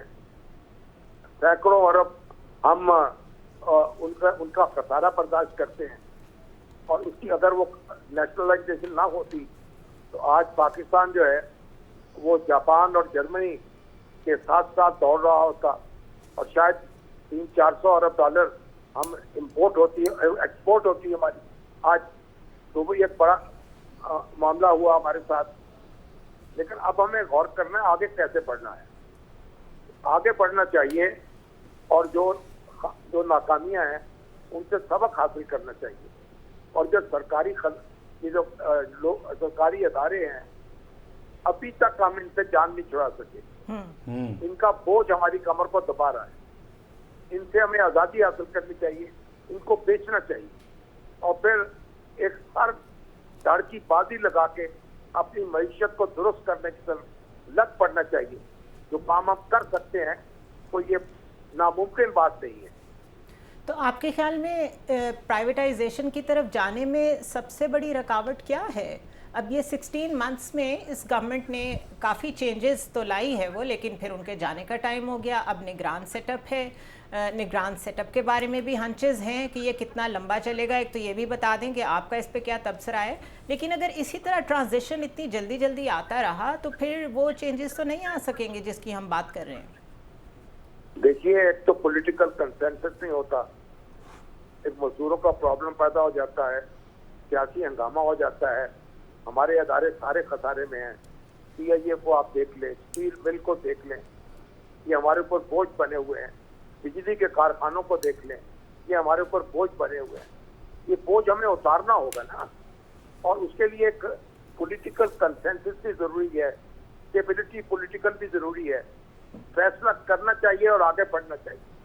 تو وگرنہ تو ہم تو قرضوں کو واپس کرنے کے لیے قرضے اٹھا رہے ہیں، تو کب تک یہ تماشا جاری رہے گا؟ شامی صاحب درست فرمایا آپ نے. کرنے پڑیں گے. شامی صاحب آپ نے بڑا درست فرمایا. میرا تھوڑا سا اختلاف کرنا چاہ رہا ہوں آپ سے. آپ نے سارے 75 سال میں سارا کچھ ذوالفقار علی بھٹو کی نیشنلائزیشن پہ ڈال دیا. میری رائے میں وہ بیوروکریسی کا فیلئر تھا. اگر آپ پاکستان دیکھیں، جب وابٹا بجلی بناتا تھا تو اتنا کرائسس نہیں تھا جب ریاست اس کے پیچھے تھی. جب وہ آئی پی پیز والے آئے، ڈالر پر آئے، تو آپ کی انجر پنجر ہل گیا. تو میں پھر لمبی بحث ہو جائے گی. ڈو یو ریئلی بلیو کہ صرف ایک ہی فیکٹر تھا سارا بھٹو کا نیشنلائزیشن، نوئنگ کہ اس وقت پوری دنیا میں نیشنلائزیشن ہو رہی تھی اور سوشلزم جو تھا آرگنائز منصوبہ بندی سے ملک چلانے کا رجحان تھا، اور دنیا پھر واپس جا رہی ہے. تو پھر کیا ہوا؟ وہ جو منصوبہ بندی تھی، سینٹر پلاننگ، سوویت یونین کہاں ہے آج؟ ان کے نقشے پہ موجود نہیں ہے. جن ملکوں نے سینٹرل پلاننگ کی اور ہر ادارے کو نیشنلائز کیا، وہ آج کہاں ہے؟ اور چائنا نے جو ترقی کی ہے وہ کس طرح ترقی کی ہے؟ انہوں نے پرائیویٹ انٹرپرائز کو اجازت دی ہے، اپنے سوشلزم کو امینڈ کیا ہے. اور ڈنگ سیاؤپنگ نے یہ بات کہی کہ جب تک بلی چوہے مار رہی ہے اس سے کوئی فرق نہیں پڑتا اس کا رنگ کالا ہے یا سفید. تو بات تو یہ ہے کہ اب جو نیشنلائزیشن ہے اس نے پورا مشرقی یورپ تباہ کر دیا، سوویت یونین کو کھا گیا اور پاکستان کو بھی کھا گیا. میرا ایک صرف کمنٹ ہے. میری رائے میں انڈیا اور چائنا کی جو پروگرس ہے اس میں سینٹرل پلاننگ کا بہت بڑا رول ہے. I am done please. India میں اسار رانا بھی ہیں ہمارے ساتھ، شامی صاحب وہ بھی جوائن ان کریں گے. انڈیا کی پرائیویٹ جو انٹرپرائزز ہیں ان کا بہت بڑا رول ہے. ان کی بڑی بڑی فیملیز آج بڑی یعنی بلینز آف ڈالرز کی مالک ہیں اور اکانومی چلا رہی ہیں. شامی صاحب السلام علیکم. اسار رانا عرض کر رہا ہوں سر میں. وعلیکم السلام. سر میں سمپل سے ایک آپ سے پوچھا ہوں، آپ کا ماشاءاللہ اتنا تجربہ ہے اور عہد حاضر میں اس وقت آپ جرنلزم میں ایک روشن مینار ہیں. اتنی دنیا آپ نے دیکھی. سر دو چیزیں ہیں. ایک تو یہ کہ آپ نے اس پچھلے 75 سال میں کسی ڈکٹیٹرشپ کا ذکر نہیں کیا جو 40-45 سال اس ملک کی جمہوری زندگی کھا گئی. اور دوسرا سر میرا سوال یہ کہ آپ کیا سمجھتے ہیں کہ اب بھی ہم رائٹ ٹریک پہ ہیں اور ہم نے ماضی سے کچھ سیکھ لیا؟ دیکھیے، ماضی تو پتہ نہیں کیا سیکھا ہے ہم نے. ابھی بھی ہمارا دستور جو ہے اس کی کیا ضرورت بن رہی ہے، اس کے مطابق ہم کام کرنے کو تیار نہیں ہیں. ہمارے ادارے اپنی حدود میں رہنے کو تیار نہیں ہیں. تو یہ میں کیسے مان لوں کہ ہم نے ہر وقت سیکھ لیا ہے؟ لیکن بھارت یہ ایک ابھی جو انویسٹمنٹ کونسل بنی ہے وہ سول اور ملٹری لیڈرشپ رکھتے ہیں. پھر جو معدنیات کی طرف توجہ ہے، جو زراعت کی طرف توجہ دی گئی ہے، تو اگر یہ سارے ہمارے ادارے فوجی اور سول مل کے ملک کوشش کرے تو ملک کو آگے بڑھا سکتے ہیں. یہ تو میں سمجھتا ہوں صحیح سمجھ میں ایک صحیح قدم ہے. لیکن ادروائز تو پھر ہمیں اپنے دستور کے مطابق چلنا چاہیے، دستور پر عمل کرنا چاہیے، اپنے دائرہ کار میں رہنا چاہیے. سیاستدانوں کو ایک دوسرے کو جینے کا حق دینا چاہیے. اگر سیاستدان ایک دوسرے کے در پہ رہیں گے، ایک دوسرے کو جینے کا حق نہیں دیں گے، تو پھر کون سی جمہوریت دلا لیں گے آپ؟ اچھا شامی صاحب، آپ ہی کی بات کو میں آگے بڑھاتی ہوں. میں ابھی وزیر اعظم نے خطاب کیا، اپنا الوداعی خطاب کیا. ان کے پورے خطاب میں سوائے اس کے کہ وہ اپنی مخالف پارٹی کو ہٹ کر رہے تھے اور یہ کہہ رہے تھے کہ ہم نے سارے مسائل پاکستان کے حل کر دیے ہیں، اس کے علاوہ ان کے خطاب میں کوئی پالیسی بیان نہیں تھا. آخر یہ جو ہمارے سیاستدان ہیں، کیونکہ ہم ابھی بات کر رہے تھے ہم ان کو ووٹ دیتے ہیں، یہ پارلیمنٹ میں آتے ہیں، اس لیے یہی جواب دیں، تو آخر کیا ان کا فیلئر کہاں ہے؟ کیا ٹرانزیشن آف پاور تک ہم کیوں نہیں پہنچ پاتے؟ 5 سال کیوں نہیں مکمل ہوتے؟ ہماری ہسٹری یہی ہے، کسی کو 1 سال پہلے نکال دیا، کسی کو 2 سال پہلے نکال دیا. پھر جب ان کو موقع ملتا ہے اپنی پولیٹیکل سپیس گین کرنے کا، جیسے ابھی 11 جماعتیں 13 جماعتیں اکٹھی تھیں، ابھی 2 دن نہیں ہوئے اسمبلیز ڈیزالو ہوئے اور وہ ایک دوسرے کے خلاف بیانات دینا شروع ہو گئی ہیں. Isn't this the time کہ اس کنسنسس کو پرولونگ کریں تاکہ اس نگران حکومت سے جلدی ہم الیکشنز کرائیں اور ایک مینڈیٹ والی گورنمنٹ آئے اور وہ سارے کام ہو سکیں جن کی آپ بات کر رہے ہیں؟ دیکھیے، آپ نے تو جو بات تجزیہ کر دیا خود ہی، میں اس میں کیا اضافہ کر سکتا ہوں. بنیادی بات یہ ہے کہ ہمیں اپنے دستور پر عمل کرنا چاہیے اور ایک دوسرے کو جینے کا حق دینا چاہیے. اختلاف رائے کو برداشت کرنے کی عادت اپنانی چاہیے. جو وزیر اعظم نے جو دعویٰ کیا وہ دعویٰ تو سیاستدان کرتے ہیں. ہر سیاستدان یہی کہتا ہے کہ میں نے دودھ اور شہد کی نہریں بہا دی. ان کے دعووں کو ایک طرف رکھیے. اصل بات یہ ہے کہ انہوں نے جمہوریت کے آداب سیکھ لیے ہیں. کیا وہ دستور کو نافذ کرنے میں کامیاب ہوئے ہیں؟ اور کیا اس طریقے سے ہم ایک منتخب حکومت قائم کرنے میں آگے بڑھیں گے؟ یہ سارے سوالات ہیں، اس کا ہمیں جواب دینا چاہیے. شامی صاحب میرا لاسٹ کویشچن ہے آپ سے، آپ کیا سمجھتے ہیں 75 ایئرز میں پاکستان کی سب سے بڑی کامیابی کون سی ہے اور 75 ایئرز میں سب سے بڑی ناکامی کون سی ہے؟ سب سے بڑی کامیابی تو یہ ہے کہ ہم نے ایسی صلاحیت حاصل کر لی. ہم نے ایک ایسی فوج بنا دی جو عظیم الشان فوج ہے، اور دنیا کی بڑی بڑی فوجیں جو ہیں اس کے مقابلے میں اس کو آپ کھڑا کر سکتے ہیں. تو یہ تو ہماری بڑی کامیابی ہے. اور پھر ہم نے دستور بنا دیا اتفاق رائے سے، جس پر ہم آج تک جو کاربن تو نہیں ہوئے اچھی طرح سے، لیکن بہرحال موجود تو ہے. لیکن ناکامی ہماری یہ ہے کہ ہم نے ایک دوسرے کے ساتھ زندہ رہنے کا ہنر نہیں سیکھا، اور ہم نے یہ ایک دوسرے کو سپیس نہیں دی. ہم پارلیمانی جمہوریت کے آداب سے واقف نہیں ہوئے، اور جو فیصلے ہمیں معاشی طور پر کرنے چاہیے وہ ہم لٹکاتے چلے جا رہے ہیں. اور ہماری تعلیم جو ہے وہ متاثر ہو رہی ہے، ہماری سماج متاثر ہو رہا ہے، ہماری معیشت متاثر ہو رہی ہے، اور پھر ہماری سیاست بھی متاثر ہو رہی ہے. رائٹ. بہت شکریہ شامی صاحب ہمیں جوائن کرنے کے لیے. اور شامی صاحب کی گفتگو میں جو جب پوچھا ہے کہ ہم نے گین کیا ہے، انہوں نے کہا ہے ہم نے دستور بنا لیا. یہ اتنی بڑی کامیابی ہے واقعی کہ ہم نے فائنلی ملک بننے کے اتنے سالوں بعد ایک دستور بنا لیا، لیکن اب امپلیمنٹ ہونے میں ہم نے دستور بنا لیا اور دستور بنانے والے کو بھی پھائے بھی لگا دیا، اور توڑ کے دستور کا جو حال کیا ہے، نشان عبرت بھی 4 دفعہ توڑ بھی دیا، 21 اس میں وہ کر دی ترمیمیں بھی. وہ تو یہ کو 5-7 لوگ اس بار پارلیمنٹ میں اکٹھے نہیں ہوئے، نہیں تو یہ آئین کے اندر 5-7 ترمیمیں بھی کر جاتے 53 بل تو پاس کر دیے تھے. اور اگر وہ 5-7 لوگ بیٹھ کے آپس میں بیٹھ کے کہتے تھے یار یہ میرا بل ہے 40. اچھا چلیں آپ کی بات مان لیتے ہیں، لیکن صرف کوئی ایک مسئلہ تو نہیں ہے نا. میں دستور پہ آنا چاہ رہی تھی کہ ایک انٹلیکچوئل ہمارے ملک کا یہ سمجھتا ہے کہ ہم نے بڑا کام کیا، ہم نے دستور بنا لیا. قومیں تو ادھر آزاد ہوتی ہیں، 2 سال کے اندر دستور بناتی ہیں، آگے چل پڑتی ہیں، مسئلے حل کرتی ہیں. یہ ہمارے لیے بڑی اچیومنٹ ہے کہ ہم نے دستور بنا لیا. نہیں سنیرا، لیٹس بی یہ اچیومنٹ کیسے ہے مجھے بتائیں. یہ تو پری ریکوزٹ ہے آف اے کنٹری. ڈیئر میں یہی کہہ رہا ہوں نا، 47 میں آپ نے ملک بنایا، 73 میں آپ نے 14 اگست کو، چلو مبارک ہو، کم از کم آپ دونوں کو 50 سال ہو گئے اس دستور کو بنے. اور جو اس دستور کے ساتھ ہوا ہے میرے خیال میں وہ اس کو میں دیوداس کہتا ہوں، وہ کہانی ختم ہو جاتی ہے. جو ہم نے اس دستور کی مٹی پلید کی ہے وہ تو بات ہی نہیں ہے. یہ کمنٹ نہیں ہے. میں وہیں پہ کھڑا ہوں کہ پاکستان کا جو اصل فیلئر ہے، جس سے آپ کی ریاست کا وہ جو سارا ڈائریکشن نہیں بن رہی، اس کی سب سے بڑی وجہ ہے مجھے اونیسٹلی آج تک رسپانسبلی کوئی سمجھ نہیں ہے. آپ پولیٹیشین سے بات کریں وہ سارا ڈال دیتا ہے اسٹیبلشمنٹ پہ. اسٹیبلشمنٹ سے بیٹھے وہ کہتے ہیں پولیٹیشین کو نہیں آتا, اور پھنسے اس میں ہم ہیں, عوام پھنسی ہوئی ہے. جب تک میں سمجھتا ہوں ہم ایک کلیئر ویل ڈیفائنڈ یہ فیصلہ کر لے ریاست, مجھے کوئی اعتراض نہیں کہ چاہے کوئی کہہ دیں جی کوئی سرکاری ملازم چلائے گا, کوئی جج چلائے گا, مگر کلیئرٹی اصل پاکستان کا جو مسئلہ ہے کنفیوژن ہے, سسٹم کیا کنفیوژن ہے. اب دیکھیں, اب آپس میں ہم بیٹھے ہیں, ہم اچھی خاصی ہماری عمریں ہیں, اتنے سال ہو گئے ہیں, 10,000 یہاں پہ بکواس کر کے چلی ہو, 12 کے دوست ملنا پتہ کیا کہتا ہے, اور ملک اندر دی گل دس واٹ دس مینس.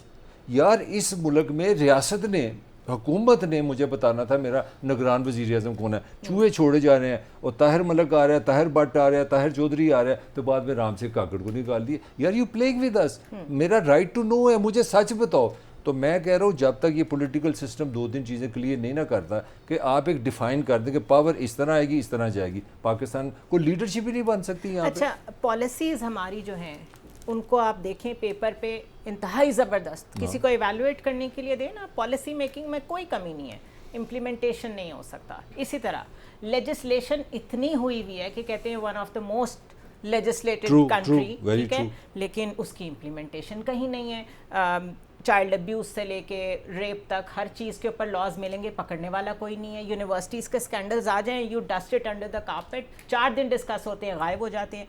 ہمارا سسٹم پیپل سینٹرک ہے کہ نہیں ہے, کہ ایلیٹ سینٹرک ہے؟ دیکھیں میں آپ کو نا فیض صاحب کی ایک نظر میں شیئر کرنا چاہتا ہوں, چونکہ مجھے کہتا ہے کہ دیوداس یہ وہ لوگ ہیں جو مارتے اور رونے بھی نہیں دیتے, کہتے ہیں چیخے بھی نہ ماریں, رو پاجی رو شروع کر دو, مارتے ہوئے یہ کہتے ہیں کہ رونا بھی ہم نے رونا شروع کر دیا. یعنی شہباز شریف صاحب جب حبیب جالب کی نظمیں سناتے ہیں تو وہ یہ کہتے ہیں کہ انقلابی بھی میں ہی ہوں, ٹھیک ہے, اور رونا بھی میں نے ہی ہے اور مارنا بھی میں نے ہی ہے. فیض صاحب کہتے ہیں جس دیس میں ماؤں بہنوں کو اغیار اٹھا کر لے جائیں, جس دیس کے کورٹ کچہری میں انصاف ٹکوں پر بکتا ہو, جس دیس کا منشی قاضی بھی مجرم سے پوچھ کے لکھتا ہو, جس دیس میں آٹے چینی کا بحران فلک تک جا پہنچے, جس دیس میں بجلی پانی کا فقدان حلق تک جا پہنچے, جس دیس میں روز جہازوں سے امدادی تھیلے گرتے ہوں, جس دیس میں دولت شرفا سے ناجائز کام کراتی ہو, جس دیس کے عہدے داروں سے عہدے نہ سنبھالے جاتے ہوں, جس دیس کے سادہ لو انسان وعدوں پہ ہی ٹالے جاتے ہوں, اس دیس کے ہر ایک حاکم سے سوال اٹھانا لازم ہے, اس دیس کے ہر ایک حاکم کو سولی پہ چڑھانا لازم ہے. بھائی کیوں میرے القادر یونیورسٹی کے اوپر بڑا رولا ڈالا, لیکن مجھے یہ بتائیں کہ کیا کہتے ہیں ہم نے اس میں ملک ریاض کا نام کیوں نہیں لیا؟ اچھا چلیں آپ کی بات مان لیتے ہیں, لیکن صرف کوئی ایک مسئلہ تو نہیں ہے نا. میں دستور پہ آنا چاہ رہی تھی کہ ایک انٹلیکچوئل ہمارے ملک کا یہ سمجھتا ہے کہ ہم نے بڑا کام کیا, ہم نے دستور بنا لیا. قومیں تو ادھر آزاد ہوتی ہیں, 2 سال کے اندر اندر دستور بناتی ہیں, آگے چل پڑتی ہیں, مسئلے حل کرتی ہیں. یہ ہمارے لیے بڑی اچیومنٹ ہے کہ ہم نے دستور بنا لیا. نہیں سنیرا, لیٹس پٹ اٹ, یہ اچیومنٹ کیسے ہے مجھے بتائیں, یہ تو پری ریکوزٹ ہے آف اے کنٹری. ڈیئر میں یہی کہہ رہا ہوں نا, 47 میں آپ نے ملک بنایا, 73 میں آپ نے 14 اگست کو, چلو مبارک ہو, کم از کم آپ دونوں کو 50 سال ہو گئے اس دستور کو بنے. اور جو اس دستور کے ساتھ ہوا ہے میرے خیال میں وہ اس کو میں دیوداس کہتا ہوں, وہ کہانی ختم ہو جاتی ہے. جو ہم نے اس دستور کی مٹی پلید کی ہے وہ تو بات ہی نہیں ہے, یہ کمنٹ نہیں ہے. میں وہیں پہ کھڑا ہوں کہ پاکستان کا جو اصل فیلئر ہے, جس سے آپ کی ریاست کا وہ جو سارا ڈائریکشن نہیں بن رہی, اس کی سب سے بڑی وجہ ہے مجھے اونیسٹلی آج تک رسپانسبلی کوئی سمجھ نہیں آیا. آپ پولیٹیشین سے بات کریں وہ سارا ڈال دیتا ہے اسٹیبلشمنٹ پہ, اسٹیبلشمنٹ سے بیٹھے وہ کہتے ہیں پولیٹیشین کو نہیں آتا, اور پھنسے اس میں ہم ہیں, عوام پھنسی ہوئی ہے. جب تک میں سمجھتا ہوں ہم ایک کلیئر ویل ڈیفائنڈ یہ فیصلہ کر لے ریاست, مجھے کوئی اعتراض نہیں کہ چاہے کوئی کہہ دیں جی کوئی سرکاری ملازم چلائے گا, کوئی جج چلائے گا, مگر کلیئرٹی اصل پاکستان کا جو مسئلہ ہے کنفیوژن ہے, سسٹم کیا کنفیوژن ہے. اب دیکھیں, اب آپس میں ہم بیٹھے ہیں, ہم اچھی خاصی ہماری عمریں ہیں, اتنے سال ہو گئے ہیں, 10,000 یہاں پہ بکواس کر کے چلی ہو, 12 کے دوست ملنا پتہ کیا کہتا ہے, اور ملک اندر دی گل دس واٹ دس مینس. یار اس ملک میں ریاست نے, حکومت نے مجھے بتانا تھا میرا نگران وزیر اعظم کون ہے. چوہے چھوڑے جا رہے ہیں, اور طاہر ملک آ رہا ہے, طاہر بٹ آ رہا ہے, طاہر چودھری آ رہا ہے, تو بعد میں رام سے کاکڑ کو نکال دیے. یار یو پلیئنگ ود اس, میرا رائٹ ٹو نو ہے, مجھے سچ بتاؤ.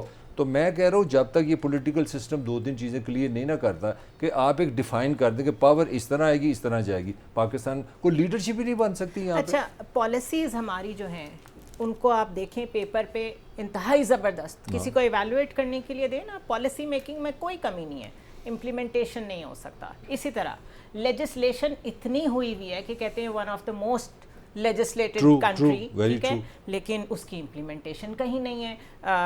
چائلڈ ابیوز سے لے کے ریپ تک ہر چیز کے اوپر لاز ملیں گے, پکڑنے والا کوئی نہیں ہے. یونیورسٹیز کے اسکینڈلز آ جائیں, you dust it under the carpet, 4 دن ڈسکس ہوتے ہیں, غائب ہو جاتے ہیں.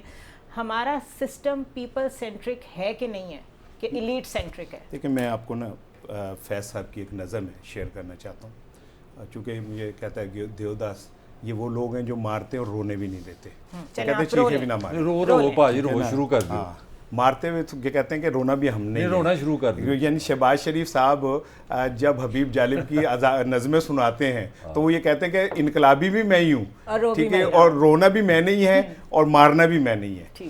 فیض صاحب کہتے ہیں جس دیس میں ماؤں بہنوں کو اغیار اٹھا کر لے جائیں, جس دیس کے کورٹ کچہری میں انصاف ٹکوں پر بکتا ہو, جس دیس کا منشی قاضی بھی مجرم سے پوچھ کے لکھتا ہو, جس دیس میں آٹے چینی کا بحران فلک تک جا پہنچے, جس دیس میں بجلی پانی کا فقدان حلق تک جا پہنچے, جس دیس میں روز جہازوں سے امدادی تھیلے گرتے ہوں, جس دیس میں دولت شرفا سے ناجائز کام کراتی ہو, جس دیس کے عہدے داروں سے عہدے نہ سنبھالے جاتے ہوں, جس دیس کے سادہ لو انسان وعدوں پہ ہی ٹالے جاتے ہوں, اس دیس کے ہر ایک حاکم سے سوال اٹھانا لازم ہے, اس دیس کے ہر ایک حاکم کو سولی پہ چڑھانا لازم ہے.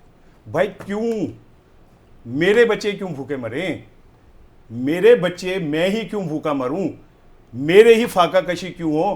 تم کہتے ہو ہم غریبوں کے بے تاج بادشاہ ہیں, ہم خادم اعلیٰ ہیں. خادم اعلیٰ صاحب آپ کے تو کتے وہ کھانا کھاتے ہیں جو میرے بچوں کو نہیں ملتے. آپ کے تو جانوروں کو چھینک آ جائے تو آپ اسے جرمن بھیجتے ہیں علاج کرانے کے لیے. برفانی چیتے رکھے ہوئے آپ نے اپنے گھروں میں, ٹھیک ہے, اور میرے بچے جو ہیں وہ اس لیے سے سکتے رہے گرمی کے اندر کہ میں بجلی کا بل نہیں دے سکتا. تو آپ کہہ رہی ہیں کہ آئین کیا ہے, آئین کس چیز کا نام ہے؟ آئین نام ہے اس بات کی شیورٹی کا کہ جو لوگ اس ملک میں رہ رہے ہیں ریاست پاکستان میں, آئین انہیں تحفظ دیتا ہے. تو کیا یہ آئین تحفظ دے رہا ہے؟ پارلیمنٹ کے اندر آپ کہتے ہیں جی پارلیمنٹ جو ہے وہ آئین کی آگے کنٹینیوٹی ہے. پارلیمنٹ میں اگر شوگر مافیا, گھی مافیا, آٹا مافیا, فلاں مافیا, لینڈ مافیا, یہ سارے بیٹھے ہیں, تو پھر غریب آدمی کا کون سوچے گا جب مافیاز ہی اوپر بیٹھے ہوئے ہیں. جب ان مافیاز نے, آپ نے ایک دفعہ کوشش کی کہ ٹیکس ریونیو بڑھایا جائے, سارے تاجر کٹھے ہو گئے, چپ کر کے بیٹھ گئے. آپ نے چینی والوں کے خلاف بڑا رولا مچایا, اتنے ارب روپے کھا گئے. کہاں گیا وہ کیس؟ اور سب چھوڑیں جی, قاسم کے ابو نے $3 ارب تقسیم کیے سرمایہ داروں میں, ٹھیک ہے نا, قاسم کے ابو نے وہ تقسیم کر دیے. اب جب ہم کہتے ہیں کہ ان کے نام بتاؤ تو کیوں نہیں بتا رہے؟ ہماری خواتین بے پردہ پھریں تو ٹھیک ہے, لیکن وہ بے پردہ دار جنہوں نے 3 ارب روپے اس ملک کے کھا لیے, ہم 1.5 ارب کے لیے IMF کے تلوے چاڑتے ہیں. آپ تو بہت ہی وہ باتیں کر رہے ہیں جس کو چھوڑ دیں پیچھے. وہ جو ابھی تقریر میں فرما رہے تھے وزیر اعظم, میں تو اس آڈیسٹی پہ حیران ہوں کہ وہ کہہ رہے تھے ہمارے دور میں کوئی آٹے راشن کے لیے لائنیں تک موجود نہیں تھیں, جبکہ یہاں پہ سٹمپیڈ میں لوگ جاں بحق ہوتے رہے ہیں, اور جس تضحیق آمیز طریقے سے ہیلی کاپٹرز پہ سے پھینک کے آٹا دیا جاتا ہے, اس میں سے اس آٹے میں سے سونڈیاں نکلتی ہیں, وہ ایکسپائرڈ ہے, وہ یوز ہونے کے قابل نہیں ہے, صرف فوٹو آپس کے لیے, آپٹکس کے لیے یہ گورنمنٹ. میں اس آڈیسٹی پہ حیران ہوں. مجھے بھی یہ ایکٹنگ سیکھنی ہے, مجھے اتنا کانفیڈنس چاہیے جو ان لوگوں کے پاس ہے. رانے کو تنگ کرنا چاہ رہا ہوں. نہیں, وہ انہوں نے بات تو ٹھیک کی, میرا آرگومنٹ تو لے لو نا, اس کی نہیں بات وہ بھی ٹھیک کرے گا, وہ تو ویور کا فیصلہ کرے گا نا. میں یہ کہہ رہا ہوں یہ جو اگر تو عوام نے یہ جو رانا میرے ڈارلنگ باتیں کر رہا ہے کہ اور روئیں, ہم دیوداس بنتے ہیں, غم غم غم غم, یہ ہے 75 سال کی اسٹریٹجی. میرا باپ کو دنیا سے کہ 35 سال ہو گئے, I was just thinking of my father. تو میں نے بھی اسی طرح, میرے میں بھی دیوداس تھا کہ ہمیں روٹی نہیں ملتی, بجلی نہیں ملتی, لوڈ شیڈنگ نہیں ملتی. تو میرے باپ نے ایک دن مجھے بات کی بڑی ہیومن قسم کی. اس نے کہا ایک دفعہ سمندر کی چھوٹی چھوٹی مچھلیاں نا ساری بڑی مچھلی کے پاس چلی گئی, تم ہمیں کیوں کھا جاتی ہو؟ تو اس نے کہا بھائی میں کھا جاتی ہوں, اگر تم کٹھی ہو کے مجھے کھا سکتی تو کھا لو. آج فیصلہ کر لو، تو ایک ایک کر کے ساری غائب ہو گئی ہیں. تو اگر آپ کو اتنا غم ہے تو پھر آپ پولیٹیکلی آرگنائزڈ ہوں. جو میں بار بار بات کر رہا ہوں، آپ سیاسی طور پہ پاکستان کو سیاسی پارٹی لائیں، لوگوں کو آرگنائز کریں، اس غم کو انرجی میں بدلیں اور اس سوسائٹی کو بدلیں. یہ اس طرح غم کھیلنے سے کہیں نہیں آپ جائیں گے. 75 سال سے دائروں میں گھوم رہے ہیں. کمال اب آپ ان ہے. سے مجھے بریک لینی ہے. اچھا لے میں بریک لے کے دوبارہ اسی ٹاپک پہ پورا آؤں کنٹرول گی. ہے پروگرام میں، جب چاہے بریک لے سکتے ہیں. Thank you. ہمیں چپ کرا سکتے ہیں. مسئلہ یہ ہے کہ سسٹم پہ بھی باتیں ہو گئیں، کانسٹیٹیوشن پہ بھی باتیں ہو گئیں، پالیسی میکنگ، ہمارے مہمان بھی آ کے اپنی اپنی مرضی کی باتیں کہہ گئے. ریالٹی یہ ہے کہ ہمارے وزرائے اعظم سے جب انٹرنیشنل میڈیا یہ سوال کرتا ہے کہ لوگ بہت پریشان ہیں اور وہ سمجھتے ہیں پاکستان میں اب گزارا مشکل ہے، تو یہ آن ریکارڈ ہے یوسف رضا گیلانی کا کہنا کہ وہ پھر پاکستان سے جائیں. وہ پھر یہاں کر کیا رہے ہیں؟ تو جہاں یہ ایٹیچیوڈ ہے، جہاں پہ ایلیٹ یہ سمجھتی ہے کہ یا تو ان کے پاکستان میں رہیں یا یہاں سے جائیں، وہاں پہ اتنا اپنا ٹول انویسٹ کرنا، جتنا ملک صاحب کہہ رہے ہیں کہ ایک دفعہ کوشش کر لیں چھوٹی مچھلیاں اکٹھی ہو جائیں، تو وہ مار ہم کھا سکتے ہیں پھر جو بڑی مچھلیاں ہمیں ماریں گی. After a short break.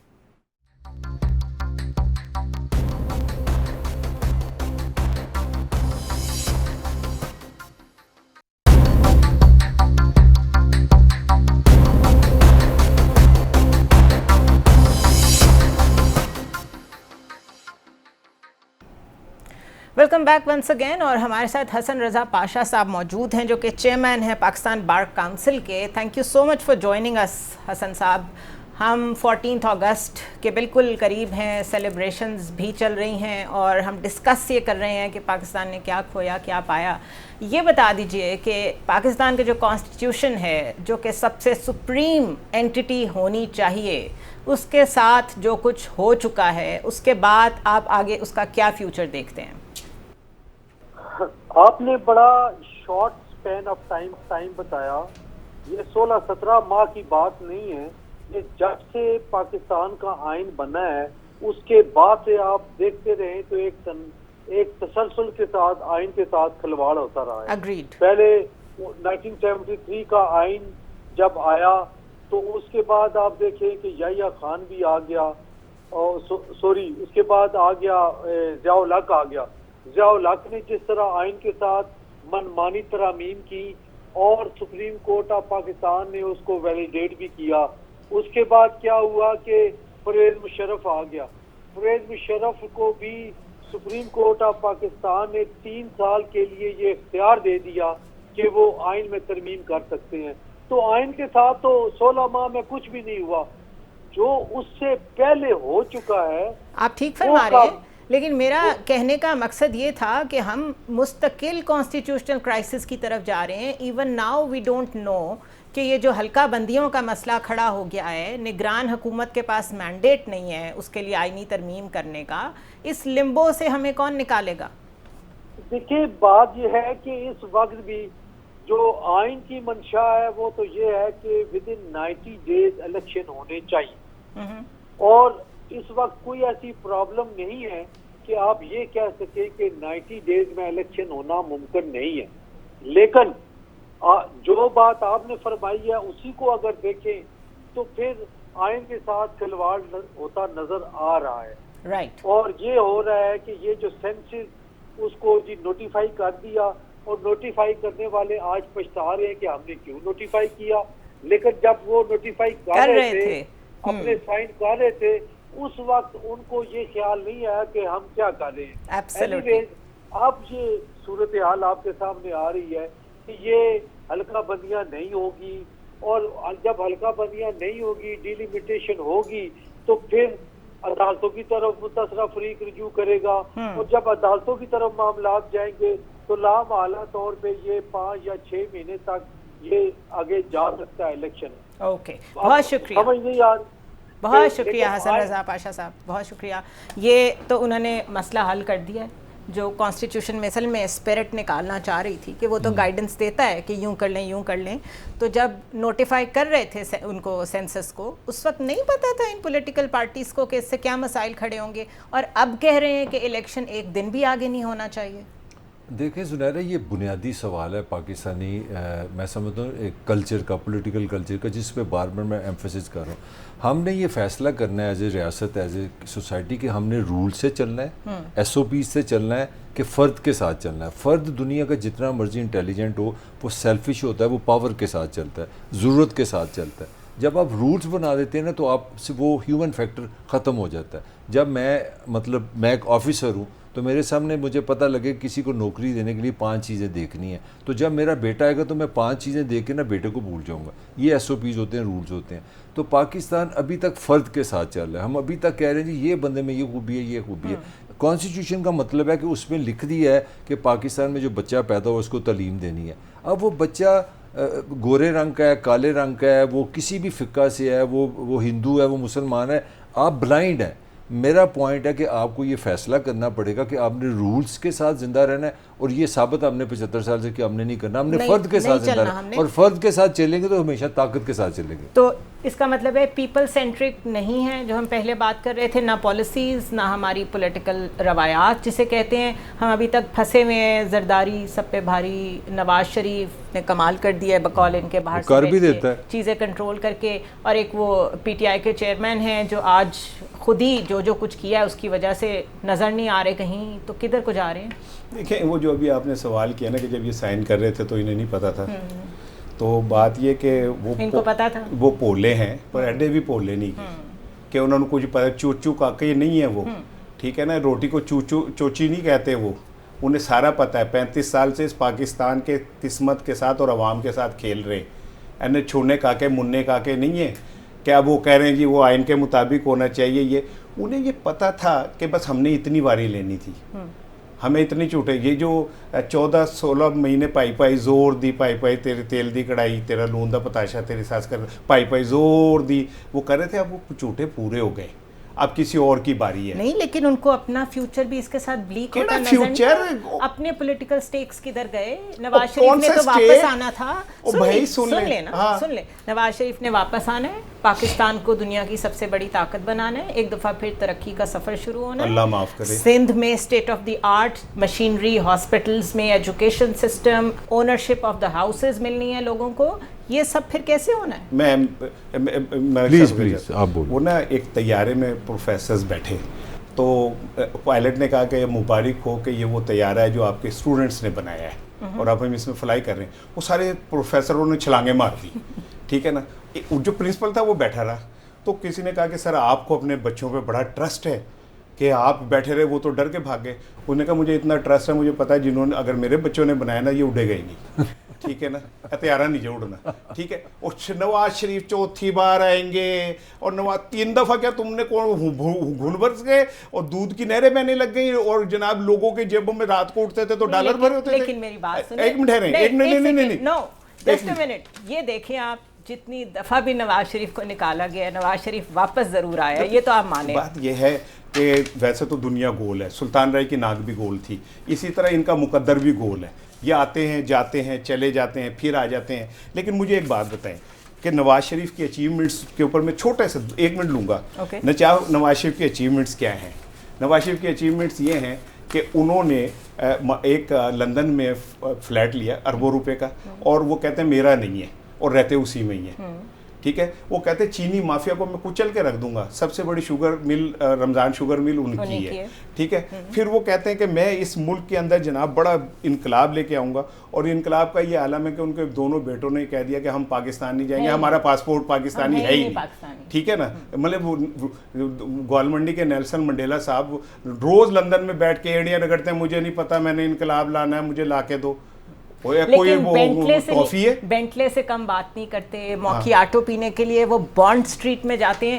یہ جب اس طرح کے آپٹکس نظر آتے ہیں نا، I just want to share this thing with you, اس وقت بہت افسوس ہوتا ہے. یوں لگتا ہے جس طرح یہاں ہمارے گھر میں ہمارے ارد گرد جو لوگ ہمیں بتا رہے ہیں اس وقت ان کے کیا حالات ہیں، یہ ان کے منہ پہ ایک زناٹے دار تھپڑ ہوتا ہے کہ ہم تو باہر بیٹھ کے بھی ایسی لائف ہی گزاریں گے اور آپ کو ایسی لائف ہی دیں گے. اس کے بعد ہاؤ ڈو یو ڈیفینڈ ہم؟ نہیں، میں ڈیفینڈ کروں گا. تو مجھے لگا کہ جناب بھی وہ دیوداس بھائی کے ساتھ شامل ہو گئی ہیں رونا دھونے کوئی والے. بات نہیں, بھائی میرا ویسے بھائی اچھا صاحب ان کو ہر سچ جو ہے نا جو وہ نا دیوداس سنو نا لگتا ہے. سنو نا, میں پڑھے لکھی ہو کہ تم دونوں ماشاءاللہ اتنے ہاں غریبوں کی باتیں کرتے ہو یار, پڑھے لکھے ہو کے ایویں دیوداس رہنا غریبوں کی باتیں کر رہے ہو, میری بات سنو, ساری باتیں میں کہتا ہوں جو دونوں نے جو اعتراضات کیے ہیں, اگر 100 ہے میں 500 کر دیتا ہوں, اگر تم نے 500 کیا میں 300 کر دیتا ہوں, اس میں 3000 کرتا ہوں.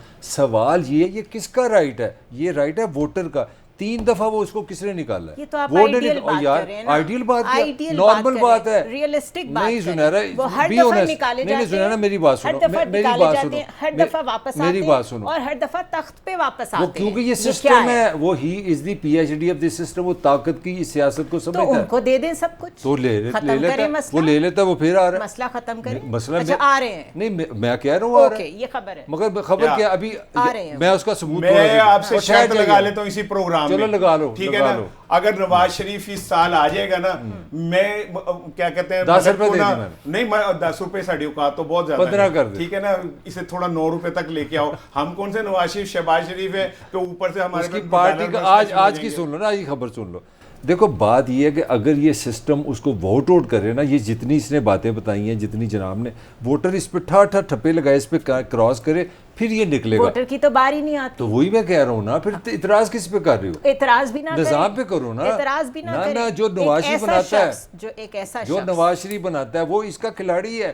وہ دیکھو اچھا کھلاڑی ہے, اتنی مار کھا کے جاتا ہے, ہر کتنے دفعہ مار کھا کے جاتا ہے, پھر واپس آتا ہے, پھر مار کھا کے جاتا ہے, اور اس دوران کوشش بھی نہیں کرتا کہ اس ملک کے لیے کچھ اچھا کر جائے. اچھا سن لو, 2 اتنے بڑے کھلاڑی ہے, بھٹو جیسا بندہ 5 سال حکومت, 2.5 سال کال کوٹری اوپر اللہ میاں کے پاس, چیئرمین, میں آنیسٹلی سمجھتا ہوں chairman is one of the most popular P T I. کتنے 3 سال 40 مہینے کے بعد ساری پارٹی بھی وہاں کی وہاں, نظام بدلتے پتہ لگا نظام سے لڑائی لڑ لی ہے. سن تو لو نا, میری بات تو سن لو. وہ سسٹم کو سمجھتے ہیں, نہیں وہ سمجھتے نہیں, وہ سسٹم کے ساتھ رہتے ہیں. اگر آپ نے سسٹم کو بدلنا ہے, آپ اسے لڑنے آئے کہ اس کو بدلنے آئے. آپ نے ویلاگ کر کے اپنے چیئرمین نے اتنے بیان, اتنے میڈیا سے ملنا, اور بھائی آرام سے اس کو بدلو, اس کے سامنے اپنی پاپولیرٹی سے اس کو چینج کرو, بلکہ سسٹم سے سارا آپ نے کل جا لیا. اب آج ایک لاسٹ سن لو میری بات, آج آپ کا جاتا ہوا وزیر اعظم کس سے ملا ہے؟ کیا انڈیکیشن ہے؟ وہ ملا ہے اسحاق ڈار سے, اور اس نے کہا کہ ہم نے IMF کو زندہ رکھنا ہے. اس کا مطلب ہے وی آر کمنگ, یہ اسٹیٹ ہماری ملکیت ہے. یہ ہے پاور پالیٹکس. اچھا جو تو آپ میری بات سنیں, جاتا وہ کیا کہ یہ چاہتے ہیں, یہ 2 چیزیں چاہتے ہیں. یہ چاہتے ہیں ایک تو ہم پاور پالیٹکس کو مان لیں اور ایکسیپٹ کر لیں, یہ ریئلٹی ہے, اور دوسرا ہم نواز شریف کی عظمت کو سلام بھی کریں. نہیں عظمت کی بات نہیں, یہ ریئلٹی ہے. ہم سلام کریں گے, سن لیں 1 منٹ, ہم سلام کر لیں گے. اتنے موقع جس کو ملے ہوں, اگر اس نے ایک ٹینیور میں بھی ہیلتھ سیکٹر, ایجوکیشن سیکٹر, ایک سیکٹر کے لیے بھی کچھ کام کیا ہوتا, ابھی ہم اتنا نہ رو رہے ہوتے جتنا ابھی رو رہے ہیں. کیا ہے انہوں نے؟ دیکھیں بات یہ ہے کہ ہیلتھ سیکٹر کی جہاں تک بات ہے, جو ملک کا وزیر اعظم ایک ایسا ہاسپٹل نہیں بنا سکا جہاں اس کا علاج ہو سکے, ٹھیک ہے. تو پھر دوسری بات یہ کہ ہم لاہور میں رہتے ہیں, لاہور کے اندر وہ چند پلوں کو اور انڈر پاسز کو نکال کے آپ آئیں میرے ساتھ, میں آپ کو اصل لاہور دکھاؤں جہاں پہ گٹر کا ملا ہوا پانی پیتے لوگ, ٹھیک ہے, ہیپاٹائٹس ان کے اندر پھیل رہا ہے. آپ نکلیں لاہور سے باہر اور پنجاب کا دورہ کریں, آپ کو اندازہ ہوگا کہ سارے پیسے آپ نے اپنی کانسٹیٹوئنسی کو مضبوط کرنے کے لیے یہاں خرچ دیے, غریب آدمی کا آپ نے ذرا سا پاس نہیں کیا. تو پھر تو اور ایک بات چیز ہے, دیکھیں قاسم کے ابو کی جہاں تک بات ہے, قاسم کے ابو نے کو ریاست سے نہیں ٹکرانا چاہیے تھا, سیاست کو سیاست کی طرح کرنا چاہیے تھا, ٹھیک ہے نا, لانگ ٹرم ٹیسٹ کرکٹ کی طرح پیشنس رکھتا ہے, ٹھیک ہے نا. وہ کون سا کوئی T20 کا پلیئر تھا, اسے ریاست سے نہیں ٹکرانا چاہیے تھا. اور ریاست سے جب کوئی بھی ٹکرائے, وہ جتنا مرضی طاقتور ہو, ریاست سے زیادہ طاقتور کوئی نہیں ہوتا. لیکن اس کے باوجود میں یہ سمجھتا ہوں کہ اس کے 3-4 سال یا سٹرگل نے بہت سارے چوروں کا, ڈاکوؤں کا چہرہ بے نقاب کر دیا. پہلی دفعہ یہ بات کلیئر ہو گئی, ریڈی والے سے بھی پوچھ لیں تو وہ کہے گا چور کون ہے, ڈاکو کون ہے, ٹھیک ہے. ایک اویئرنیس چلی گئی, اس نے بدقسمتی سے اسے جو نہیں کرنا چاہیے تھا وہ کر دیا 9 مئی کو, اور اس کا خمیازہ بھگتے گا. اور اگر جس نے کیا ہے, میں بالکل کلیئر کہتا ہوں کہ جس نے کیا ہے اسے اس کی سزا ملنی چاہیے. جنہوں نے ہمارے عظیم شہداء کی یادگاروں کی بے حرمتی کی ان کو سزا ملنی چاہیے, چوکوں میں سزا ملنی چاہیے. لیکن ایک سوال میں یہ کہتا ہوں کہ یہ سزا اوپر سے نیچے تک ملنی چاہیے. پنجاب کی انتظامیہ اور پولیس نے مجرمانہ خاموشی اختیار کی, غفلت کی, ان کو بھی کٹہرے میں لانا چاہیے کہ آپ کیوں غائب ہو گئے تھے, آپ نے کیوں نہیں روکا, ان کی ذمہ داری تھی. ٹھیک ہے نا.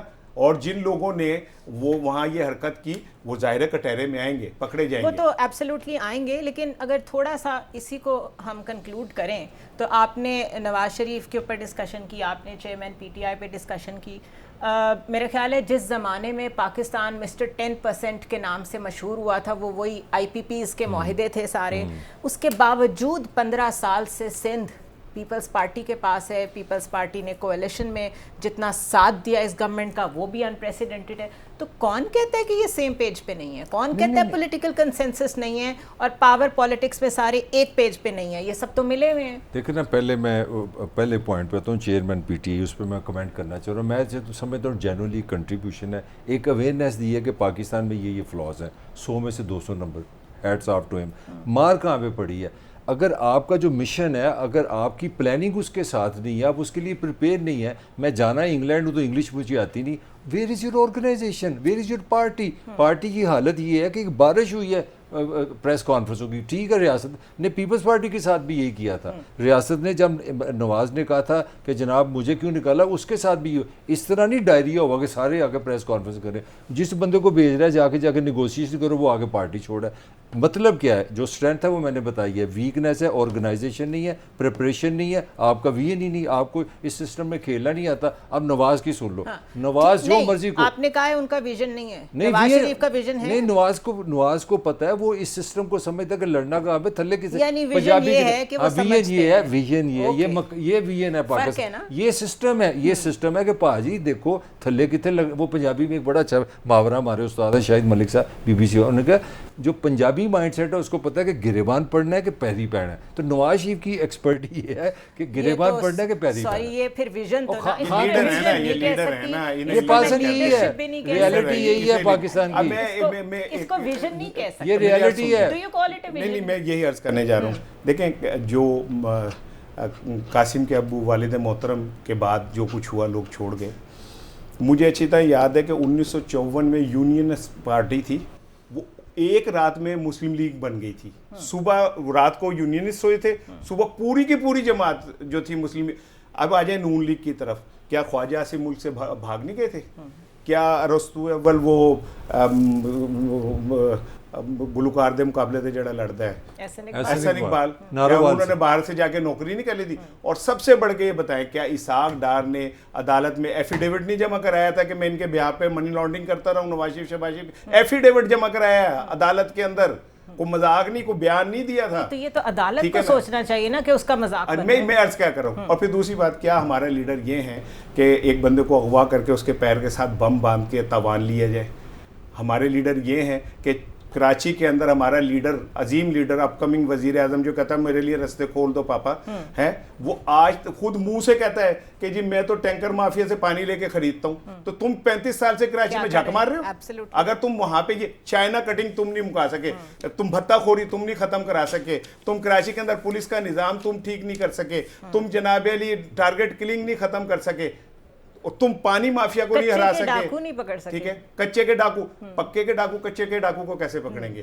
لیکن یہ ہے کہ بات یہ کہ جب تم یہ نہیں کر سکتے ہو تو اس کے اندر ایسی لیڈر ہے. تو پھر میرا دوست ملک طاہر کہتا ہے وہ لیڈر ہیں, تو میں بھی مان لیتا ہوں بھائی ابھی اس کے ساتھ باہر نکل کے لفٹ لے کے میں نے گھر بھی جانا ہے. اچھا یہ بتا دیں, تھوڑا سا پازیٹیو سائڈ پہ آتے ہیں, فیوچر کیا ہونا چاہیے آئیڈیلی؟ اگر ہم نے آج یہاں سے آگے کی طرف جانا ہے, فرسٹ اسٹیپ کیا ہونا چاہیے؟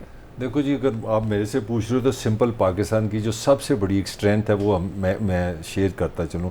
پاکستان دنیا کا وہ خوش نصیب ملک ہے جس کے پاس 60% زیادہ یوتھ ہے, ینگ پاپولیشن ہے, فریش جین ہے, جن میں انرجی ہے, جن میں ڈیزائر ٹو چینج ہے, ہماری طرح کے نکمے نہیں ہیں, وہ ورلڈ کے سٹیزن ہیں. اب مسئلہ کیا ہے؟ آپ کو ان کی ایک نفسیات کا مسئلہ سمجھنا پڑے گا. ہمارا پاکستانی مینٹیلٹی بن گیا کرایہ دار کی. کرایہ دار کی مینٹیلٹی کی ہوتی ہے کہ یہ میری پوزیشن نہیں ہے, ٹھیک ہے میں یہاں پہ میں نے باہر چلے جانا ہے, میں نے یہ کر لینا ہے. تو ایک ہوتی ہے مالک مکان مینٹیلٹی کہ یہ کمرہ صحیح ہونا چاہیے, یہاں پہ لائٹ ٹھیک ہونی چاہیے, یہ دیواریں میں نے صاف رکھنی ہے, میں نے گلی کو بھی صاف رکھنا ہے. تو میری ایک ہی میں سمجھتا ہوں ایک ہم نے چیز ایڈ کرنی ہے, وہ ریاست کی ذمہ داری ہے, پولیٹیکل نظام کی ذمہ داری ہے, میڈیا کی ذمہ داری ہے. ہم نے اونرشپ دینی ہے. اگر آپ ان 60% کو اونرشپ دے دو گے کہ آپ کرایہ دار نہیں ہیں, آپ آؤٹ سائڈر نہیں ہیں, تو میں آپ کو چیلنج کرتا ہوں کہ پاکستان دنیا کی ٹاپ پہ ہوگا. اوکے جی, یہ تو یوتھ کو کہہ رہے ہیں کہ دے آر وہ بھی یہی ہے.